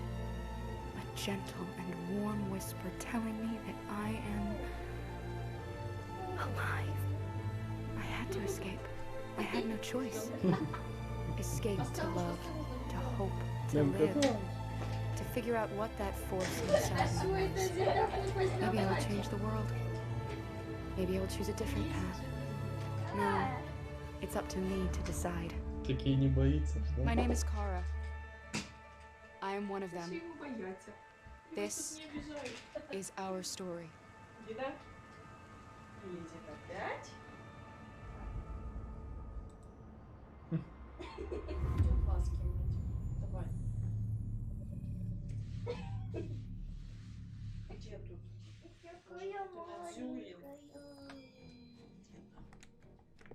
Дюрки свои. Ты кобель. Ты кобель. Ты кобель. When David and Guillaume got back in touch about making Detroit, I wasn't terribly surprised they decided to make it because the fan response was so intense. So it makes sense that they would choose to do that after the enthusiasm. It was a challenge, and it was just an interesting thing to get my head around how to approach this character now as a different, much older person, and whether or not she had changed. And I'm very happy to say that with Detroit, I've had the opportunity to see Kara grow so much more than I ever expected. You do the housework, the washing, you cook the meals, and you take care of... God damn it. Alice! Alice! I mean, she starts out essentially how she does in Kara, in a very, not robotic, but you know, android other way. And getting to take this journey where she becomes more and more human as it goes on. You know, and as an actor, that's a wonderful exploration in every way, whether it's how she sits, her posture, how her voice changes, how emotions change, and how much emotion is based on things like empathy and social experience. And so having, you know, as much material as I got with David to have this huge, nuanced arc was really incredible. Why couldn't we just be happy? This experience has been quite different than the experiences I've had shooting film or TV or doing theater. I have 83 dots on my face and a really flattering black wetsuit type thing. And you're jumping around with props, and it's kind of like being a 10-year-old imaginative kid, which is fun. There's 80 cameras around us. It's already lit. So you just shoot and shoot and shoot and shoot and shoot. There's no change of sets. There's no hair and makeup. There's no wardrobe. So we move really fast, and we'll go through about 35 pages in a day. Working in TV or film, we'll probably do 6 pages a day.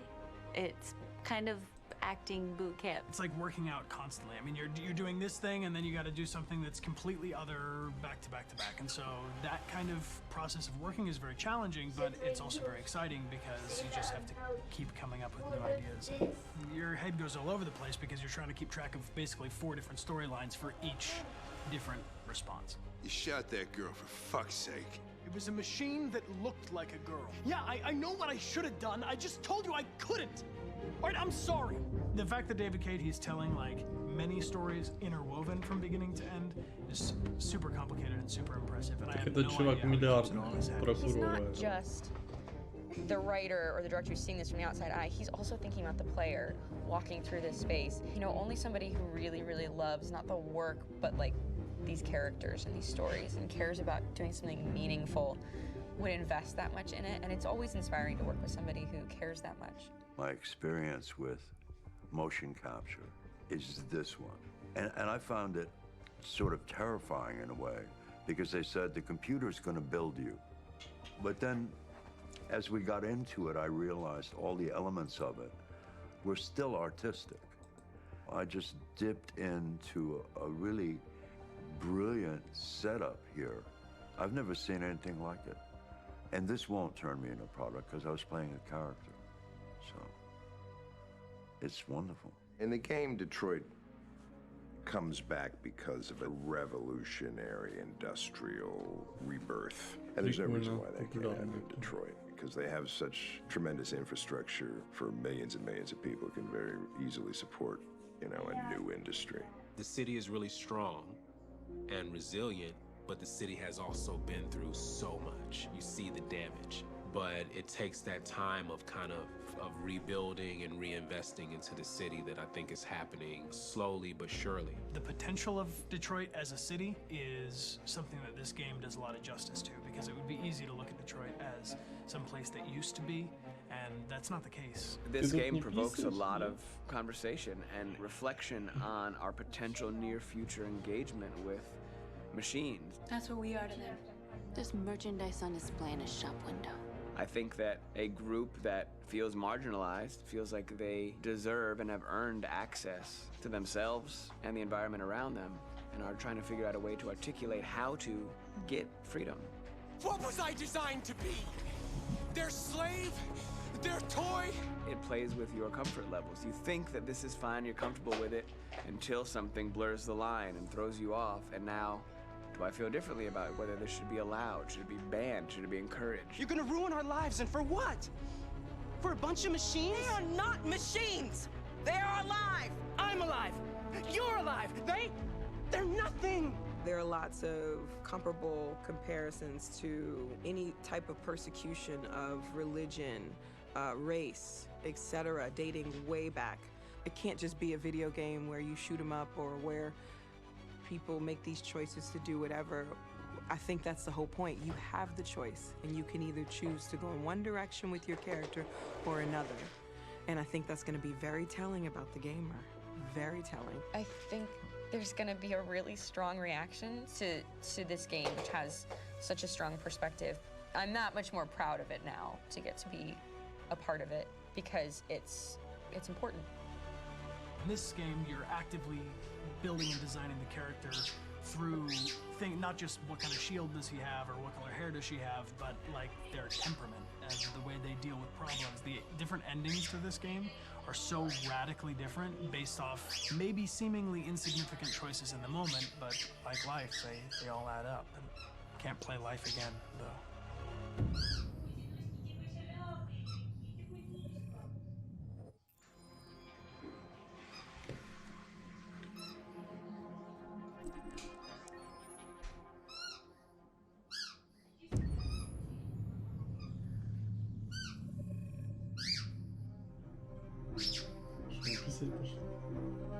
My name is Marcus.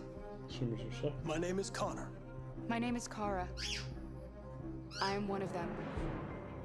This is our story. I think who Kara is, or how I would describe Kara, depends entirely upon who's playing her, because you have the option to make her multiple different people depending on the choices she makes. But I think she does start out incredibly naive, incredibly innocent, and kind of hapless. I'm sure we used to be friends before I was reset. Maybe we can be friends again. She's a person who's characterized, I think, by empathy. She's a person who really, she just comes from her heart. You'll never leave me, right? Promise you'll never go. I promise. Kara, please! Are you okay? Are you hurt? Wait a minute! Leave her alone! Kara, leave her alone! The really beautiful thing that I've had the gift to be able to do is to essentially build a person from the ground up, because that's what she's doing throughout the game. And with every experience she has and every person she meets, she's building, first emotions and then the sense of judgment. And it's sort of an exploration of what it is to be a human. Don't worry. Luther and I will be right here.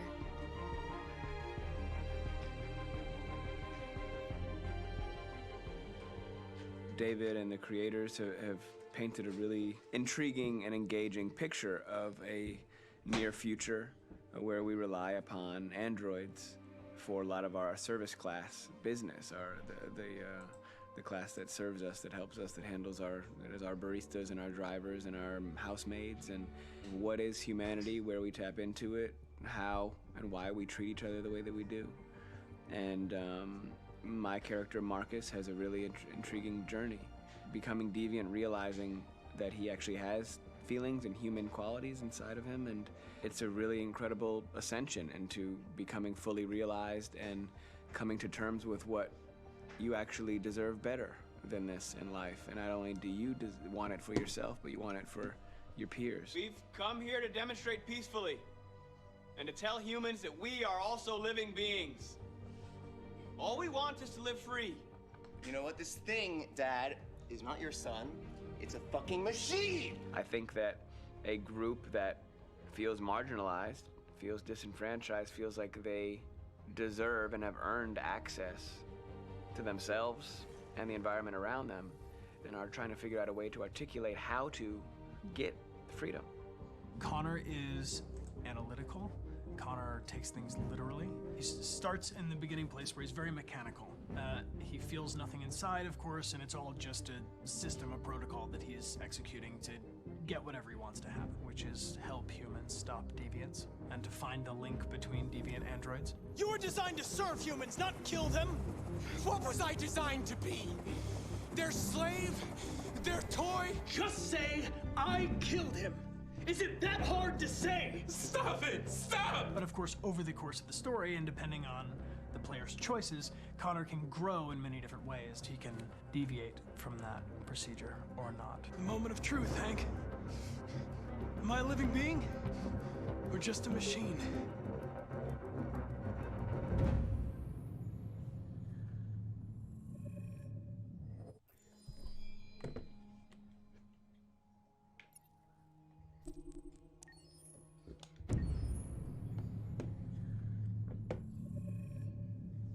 Game after game, we try to challenge ourselves. For Detroit, we wanted to, first of all, to write a story that would be incredibly bending, which means the most non-linear story that we've ever created.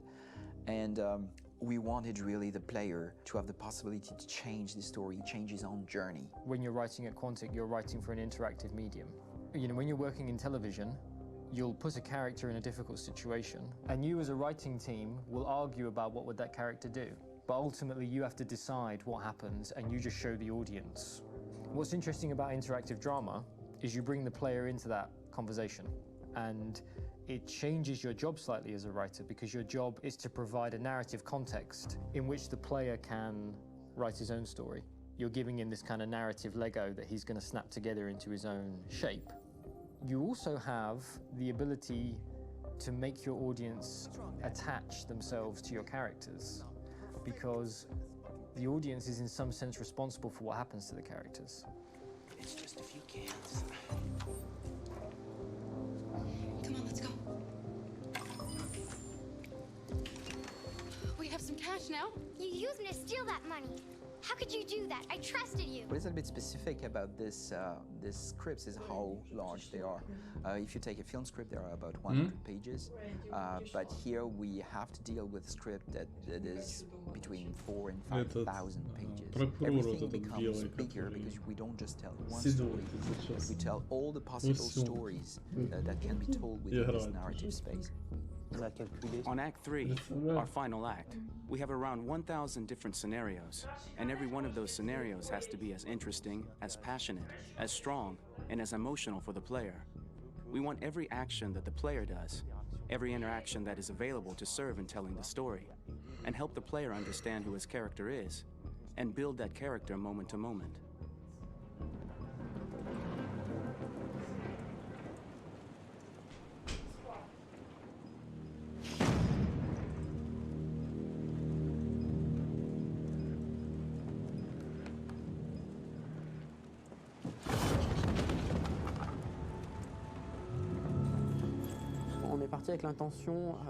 We started with the intention pretty early on that we would never lie to the player.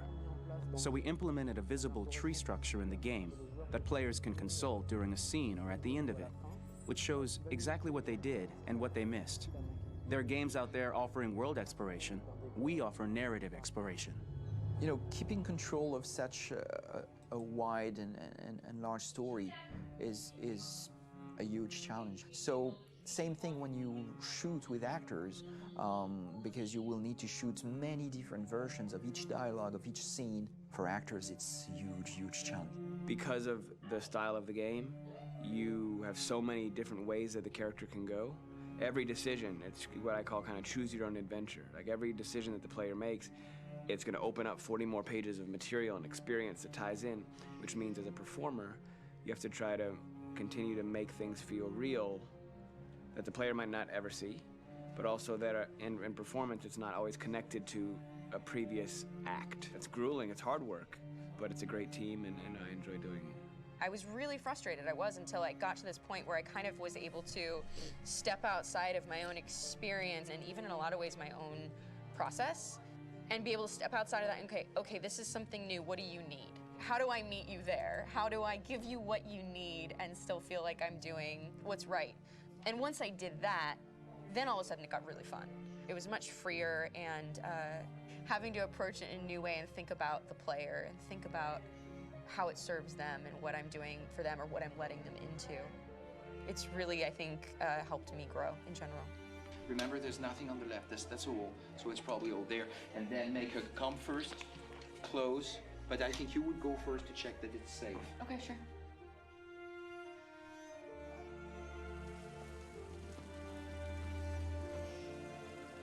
The most enjoyable thing about working in performance capture on this kind of project is that if I shot a film, I would get to do one of these endings. I get to do so many different things as Connor. Your head goes all over the place because you're trying to keep track of basically 4 different storylines for each different response. What's the name of my dog? Buddy? Scout. I think it's Jack. I can't remember. So I worked with physicality a lot because it was a good way to anchor myself in these different rings of the tree. As the story grows out, I know where that is physically in my body, and then I can switch more continually on set, and it'll be entirely up to the player to determine what order those things come out and what they look like from a distance. Like if you're playing through it, the culmination of all of that will be their version of Connor. I'm faster than you, and I don't feel pain. You don't stand a chance against me. Listen, asshole. If it was up to me, I'd throw the lot of you in a dumpster and light a match to it. Shooting action scenes at Quantic Dream is a real challenge, because these are scenes where the storytelling has to continue. It's not an action scene just to have a dose of adrenaline. The stunts have huge consequences on the rest of the story. It's really a moment where we implicate the player and tell him that the choices he makes during an action scene will have a direct impact on the evolution of his story. My biggest challenge on Detroit has been managing the large number of animations that we received from motion capture. Detroit features more than 37,000 animations, which is a huge amount to handle on a daily basis. You have to realize that the player, in his first playthrough, will miss certain scenes. This also means that we had to think of, conceive, and produce all the potential story paths. The characters' costumes, the places, day or night, the weather. Did the character get shot in the shoulder? Did he get injured? All this consistency forced us to produce a lot of graphic assets in order to, quite simply, allow the player to have true continuity throughout the story. Honestly, we were even surprised by the challenges that come with such a big tree structure, and we did our best to guarantee quality across all the game and make sure that whatever path you choose within this narrative space, you will have an equally good experience.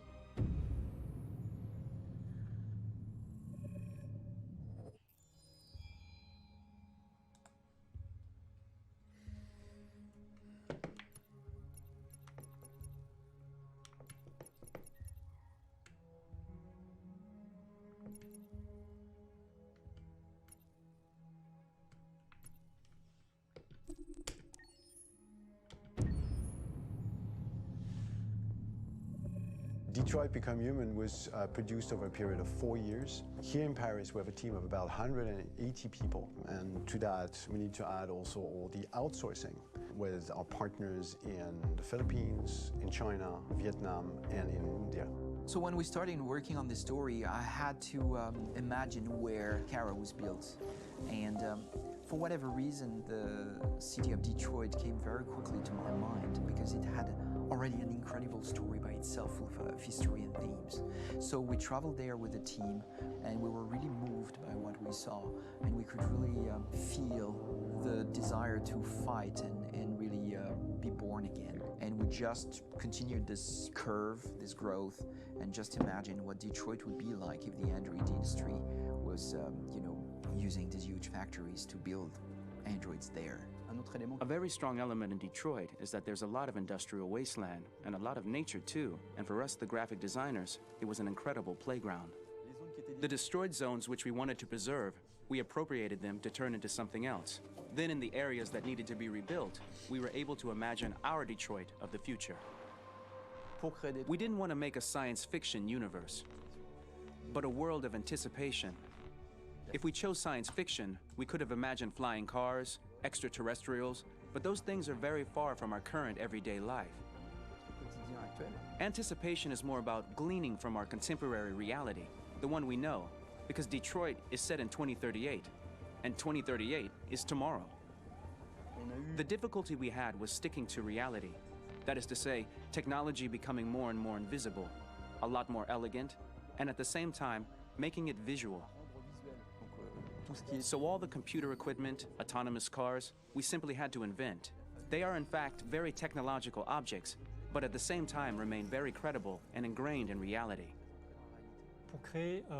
To create a cohesive universe in the fashion and clothing of the human characters in 2038, I didn't want to put an accent on strange shapes, or really vibrant colors, and things we wouldn't know. That I wanted to keep for the androids. The goal was to create something familiar which we can identify with in this future setting. Working on the artistic direction for the androids was a bit special because this is a project about the place they could occupy in the human world. It was out of the question for them to be too beautiful or too perfect. They had to correspond to every social class, rich and poor. Inspired by everyday utilitarian clothes, I brought a modern touch by adding dynamic display surfaces, the armband we can see on the side, the triangle on the front and back, an LED. Like that, there's no confusion. Wait. You're sending an android? All right, ma'am. We need to go. You can't do that. Why aren't you sending a real person? Once we cast the actors, we travel to meet them in order to scan their faces. We record the structure of their face with the scan. And we record the colors and patches of skin with photography. Once we have this information, we will use this as a basis for modeling and creating the characters. The artist will make it more realistic, but will also enrich it. He will propose ideas which we will develop together. Finally, we will have a character with character who corresponds to the project and the world. When the actors come to Quantic Dream, we show them the design, what their image will be, and what they will look like in the game. This extra information gives them another dimension and color to connect with emotionally. It helps them think about how to play their character. Your mission. That's all you care about, huh? You should consult a professional who can help you. Beat it, you hear me? Get the hell out of here!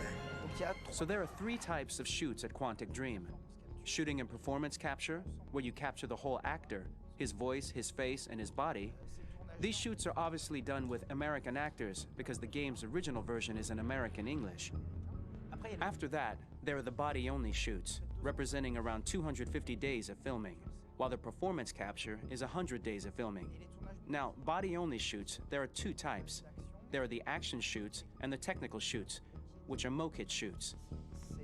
Mokit is when the player controls a character on the screen, and he moves in an environment to explore it. This is of particular importance at Quantic Dream, and therefore we shoot a lot to offer a unique context for each scene and each character. To prepare a motion capture shoot, we first get together to look at the sets we need, the animations that we want to shoot, which ones need to be grouped together, or which ones need to be cut and shot at another time, so that we get the most out of the shooting day. This often means shooting scenes out of order, especially those with big props or accessories, like a big car, for example. So we shoot all the animations related to that particular prop first.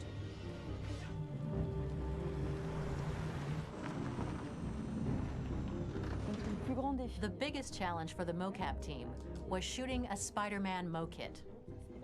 We had to build a wall and attach an actor to a harness with cables so we could pull him up and render him climbing. The shooting on this game total took about, I would say, more than a year, maybe 1 and 2 years, with about 300 actors on set, so it's quite a massive production. But so much happened on this set, between the stunts and the shootings with a little girl and all these great actors that we had. It was really a very, very memorable journey for the team and for myself. Today, Detroit has over 37,000 animations. When we retrieve the motion capture data, it's just a cloud of points, which represent all the markers worn by the actors. From this cloud of points, we have a phase called retargeting, which gives us a skeleton. This skeleton will be applied to the characters of the game. There is still work to be done, but this gives us the main movements. Since we are working on something very realistic, we must recognize the actor and also recover all the emotion he expresses in his performance. We use a system of facts, an identity card for each actor. We make the actor do a whole range of facial expressions. Then we recover all the expressions and paste the animations on a puppet that Jan has prepared. I then recover and refine these poses.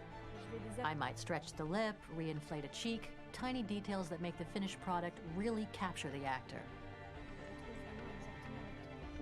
Because of the nature of our mocap system today, when we receive the animations, we're missing eye movements, and so the character has that dead look. He really has no eyes, so then it's a big part of the work for the animators to find the regard of the actor in relation to his position, in relation to the body, etc. It was crazy when I saw the newest model for Kara, because they've been working on it and working on, and this was the first time I literally jumped in my seat. It not only looked so much like me, it was the fact that it looked so lifelike. It wasn't that it looked just like it was a camera, it was something else, you know, but it looked alive. It's exciting, and it's kind of terrifying. Game after game, we learned the rules of optics and filming, and our goal with Detroit Become Human was to have cameras that would actually emulate the optics of a real physical camera. So basically dealing with real-world imperfections was our main task, and just to make cameras look as real as we can. Once the animations are shot and processed by the animation department, integrated and polished, we film them. That is to say, we really do a mise en scène, as in cinema. The real difficulty of our job is to know if these cameras are telling us something. Are they in the emotion of the scene? Do they describe exactly what the action must convey, what must be felt? The most important challenge for me was one of the final scenes where Marcus decides to start the revolution and go to the battlefield. Very quickly, we imagined this to be a huge sequence shot. We wanted the feeling of a cameraman running behind us, while showing Marcus, the androids who help him, the person shooting at us, etc. Above all, it was necessary to say to oneself, this scene is very violent but does not glorify war. On the contrary, that war is something improbable and absurd. It was really a fun challenge. The idea was to say we have 3 characters. We would like each of them to have a specific cinematography. We wanted Kara to be much more filmed with some kind of handheld camera, to have something very living, very breathing. For Connor, we wanted something very cold and very perfect. And for Marcus, we wanted something epic and spectacular. So it was about the filming, but it was also about the photography. So we worked with a director of photography to give each character a different lighting, different key colors. Each of them would have their own worlds. And finally, we worked with the composers, so they would create a specific sound for each character, so each would have his own world and his own style.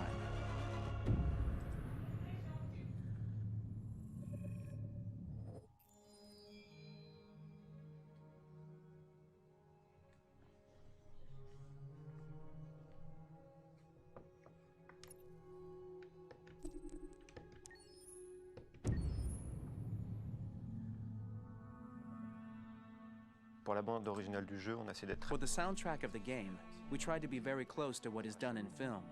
We were constantly asking at each place in the game, why are we putting music here? What is it going to say? So we focused the music on bringing emotion, which is interactive and supports the character's arc. I'm sorry, honey. I'm sorry. I'm sorry. You know I love you, don't you? You know I love you. We make games that are very narrative. We're really into interactive drama, so the soundtrack also had to go in that direction, supporting the 3 characters' very different stories. We really wanted 3 colors, 3 musical sound identities, and from there, having 3 composers made sense, since the story of Kara, Marcus, and Connor are all completely different.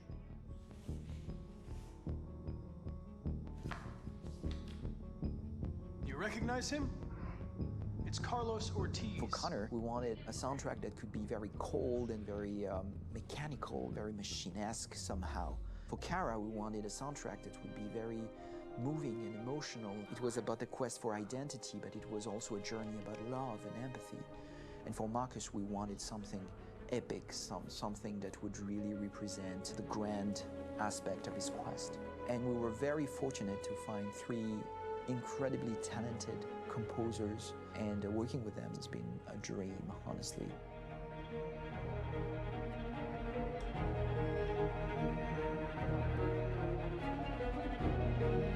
My name's Philip Shepherd, and I'm a composer and a cellist and a producer, and today we're at Abbey Road Studio One, which is my favourite studio in the world, and today we're recording the soundtrack for Kara from Become Human.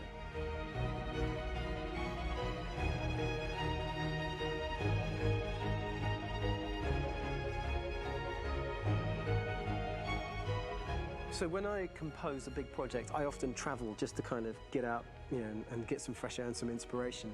And I go hiking and traveling in Montana a lot. I had a log fire in the room that I was staying in, and the flames were kind of making absolutely direct music. And it became the basis for Kara's theme, and it sounds something like this.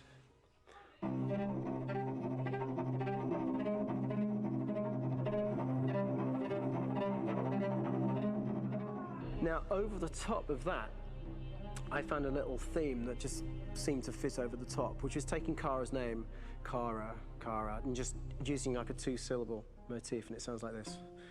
We're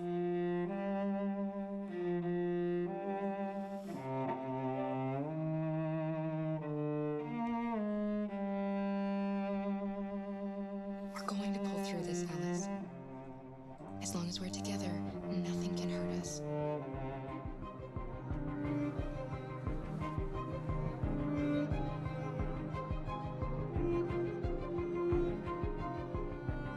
And all the time that's fitting over.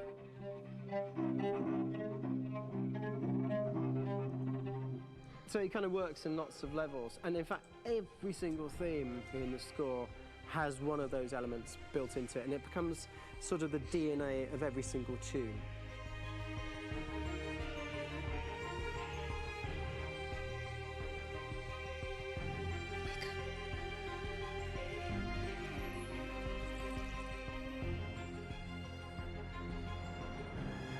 For me, writing this theme for Kara, I actually had to tap into what it feels like to be a father to daughters. I really had to tap into everything I feel about my daughters and thinking, well, if I had to write music for them and that sense of trying to protect them but also give them the freedom, that's totally where it came from. Because each composer has been given the sort of narrative responsibility for very different characters, I haven't had to sort of go into other styles. I can actually be very loyal to this particular character and sort of hopefully encapsulate her. But it means also I've suddenly become very connected to this character. And if for some reason it goes to game over early, I'm getting mortified, you know? They're over there! Starting a new project, for me personally, it's always finding the right tone, finding the right color, I like to call it. For me, it's finding that right texture that actually sits against picture really well. One of the biggest things is I created custom instruments for Connor.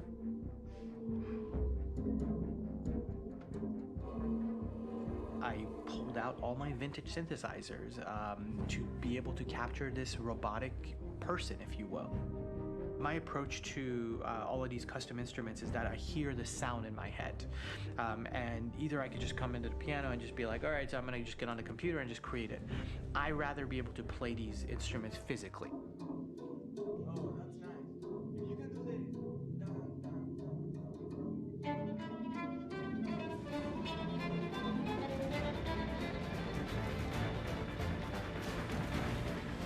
As soon as you see Connor the first time, there is a really interesting thematic idea that you hear, and that's just made out of a Moog synthesizer, but completely manipulated in multiple ways. And it's robotic. It has a little bit of an emotional to it. He's on his mission, so you feel that as well. So it just kind of gives you that cold, motionless, with a mission in hand that you kind of feel throughout the whole thing.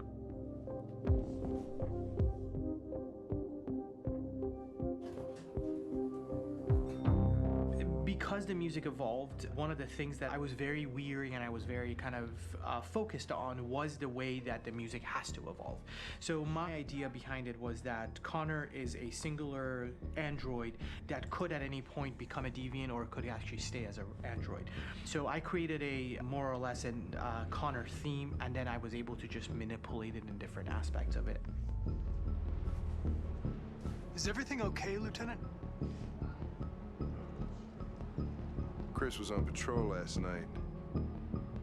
He was attacked by a bunch of deviants. I'm a human being writing for a robot, and throughout Connor's journey, he meets someone, he meets a partner. So how do you deal with a robot feeling? And I've met a partner that I'm gonna work with, or all of a sudden he sees a dead body. Does this robot have an imagination? Does this robot have a feeling? And if yes, how do you translate that into non-emotional music? So basically at any point I was just like, I can't do this, and then I just do it. Property was damaged and fires continued to rage in several major districts across the city. Some people are asking, have androids become a threat to our security? When I first started really digging in on Marcus, the one thing that I really tried to capture was the transformation process. You know, Marcus is this android that evolves over the course of the game and really goes from kind of figuring out that he's more than just an android. You know, he's starting to develop kind of a human soul in a way. Try to imagine something that doesn't exist, something you've never seen. Now concentrate on how it makes you feel and let your hand drift across the canvas. The other side of Marcus that I really latched onto was that he almost became a savior for a lot of the other androids in the game. So when I started developing the theme for Marcus, I really made it like a church hymn.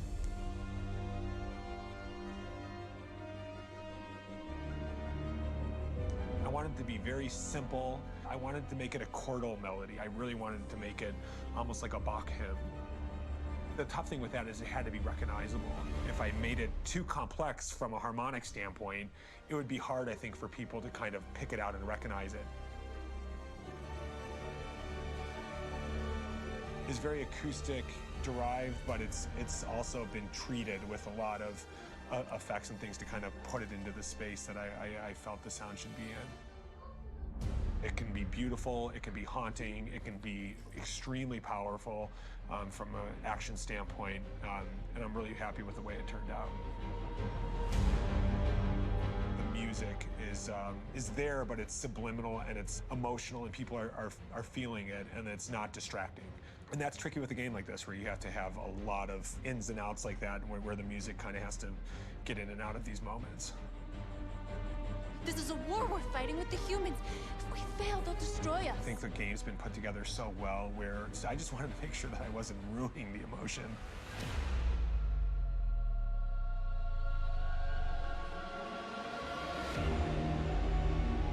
I gotta be honest, when we first started on this path, I said, oh man, this could be pretty messy, you know? I mean, it could feel disconnected, but I mean, it's amazing how they really guided us and got us to really kind of all be in the same world, but at the same time feeling completely different. So it's really gonna stand out and kind of be one of those games where people are really gonna notice the music and kind of how it was crafted, and you know, and all the hard work that went into being able to pull it off in a graceful way.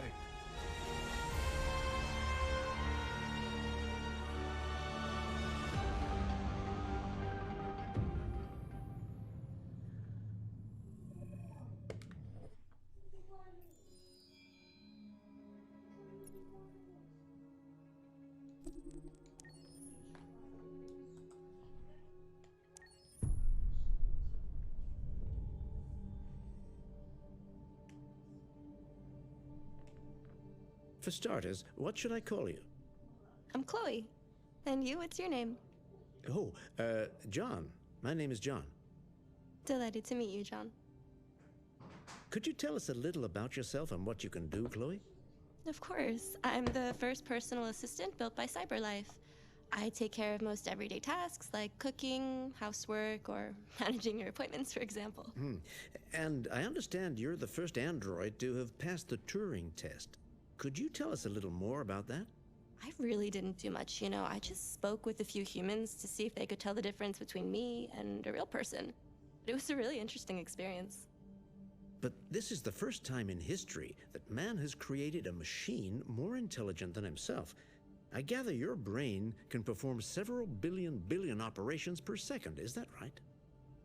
Absolutely, but I only exist thanks to the intelligence of the humans who designed me. And, you know, they have something I could never have. Really? And what's that? A soul.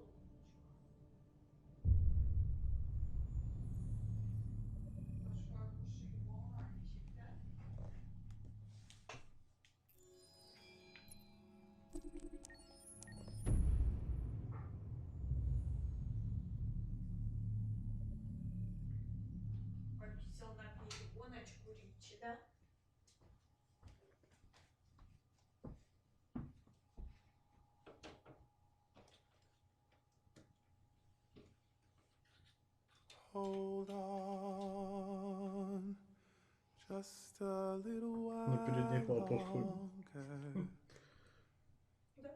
Hold Та це так on, слежанки. just a little while Мощный longer. Пописал на перегоночку. Hold on, just a little while longer. Everything will be alright. Everything will be alright. Fight on, just a little while longer. Fight on, just a little while longer. Да, с ПК. On, just a little while longer. Everything will be alright. Everything will be alright. We will sing on. Давай, иди купаться. Just a little while longer. Sing on. Just a little while longer. Sing on. Just a little while longer. Не, вообще все четко работало. Один раз только крашнулось за все время.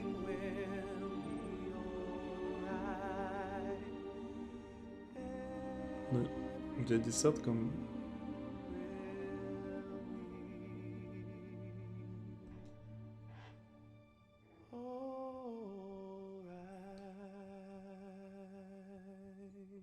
У тебя вообще до меню не доходит.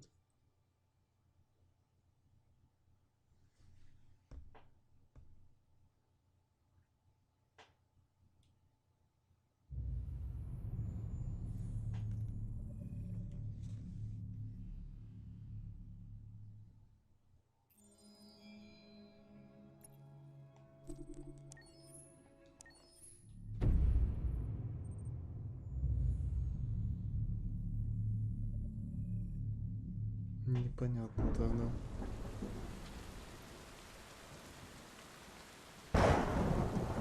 Попробуй, может, переустановить.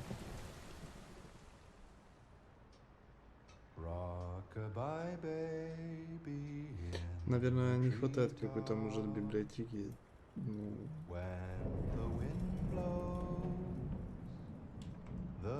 типа C++ там.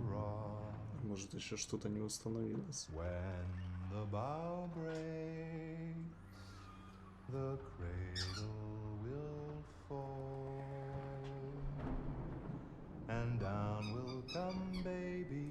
Попробуй другие игры поустанавливай. Могут установиться программы дополнительные и поможет. When the wind blows, the cradle will rock. When the bow breaks, the cradle will fall.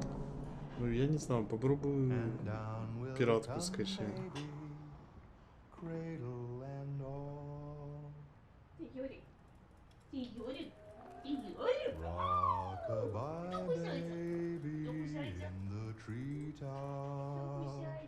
When the wind blows, the cradle will rock. When the bow breaks, the cradle will fall, and down will come baby, cradle and all.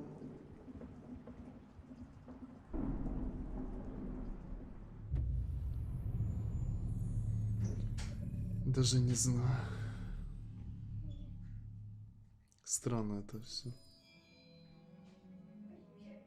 А у тебя вообще NVIDIA, Radeon, AMD, Intel.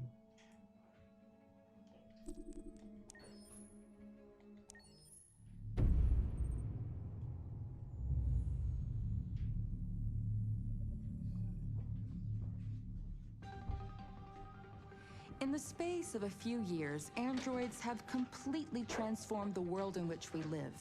By letting androids into our homes and factories, the CyberLife company has made them everyday technology. The founder of CyberLife, Elijah Kamsky, is a very discreet man. Despite being the CEO of the highest valued company in the world and being voted Man of the Year by Century Magazine, he remains a mystery for most people. That's why we at KNC are so excited to be here as CyberLife opens its doors for the first time. Elijah Kamsky, could you please tell us where we are? Certainly, and welcome. We're currently in CyberLife's production center in Detroit, where all models are designed and manufactured. More than 10,000 androids come off the production line every day. Fascinating. Could you tell us what your goal was when you founded CyberLife? Well, I simply wanted to use technology to carry out all of our most annoying and repetitive tasks, so we'd have more time to enjoy life. I imagine you must have faced many challenges. Yes, there were technical challenges, but the hardest thing was to design an object that we would want to welcome into our homes. We had to imagine a machine in our own image that resembles us in every way, that moves, breathes, blinks like us, but yet is smarter and more capable than any human being. Let me show you around. We're here in production unit 4. Could you explain in a few words how the androids are made? Sure, yeah, it's very simple. We use machines to manufacture machines. The removable parts are assembled on a production line, and then we apply a synthetic skin to the whole body. A human operator checks the cognitive abilities with a pre-established protocol, and finally the android is conditioned and sent out throughout the country. Here's the result. Say something. Hello, I am a RZ400 model. How can I be of service? You can go now.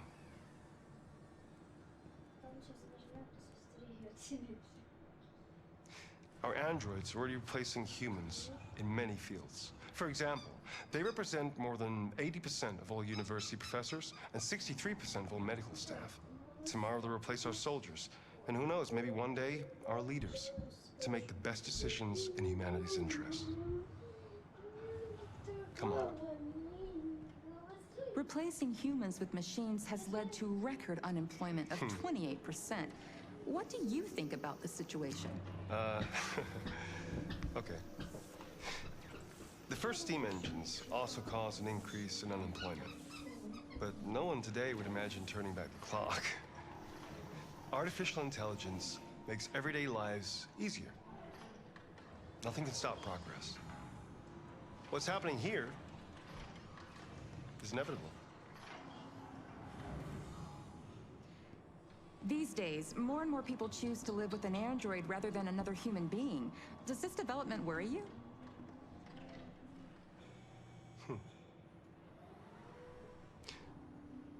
Everything's much easier with an android. They obey your orders without ever complaining. They can cook, discuss philosophy with you, have intimate relationships according to your desires. They never say no. Obviously, they are the perfect partner. Everyone deserves happiness. Why deprive yourself of so-called moral reasons when a machine can make you happy? Many science fiction books tell the story of how machines become more intelligent than us and end up confronting us. Aren't you worried about that possibility? I understand the irrational fears about artificial intelligence, but I assure you that will never happen with a CyberLife android. They're designed to obey humans. They're machines. They can't ever develop any sort of desires or form of consciousness. Are you sure? I'm absolutely certain. You can trust me.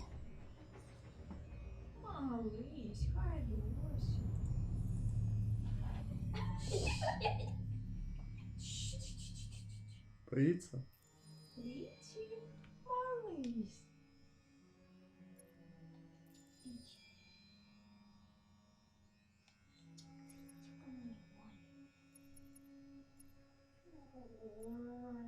Не бойся, смотри, ничего не бойся. Не бойся, малыш. Иди сюда. Иди, малыш. Иди.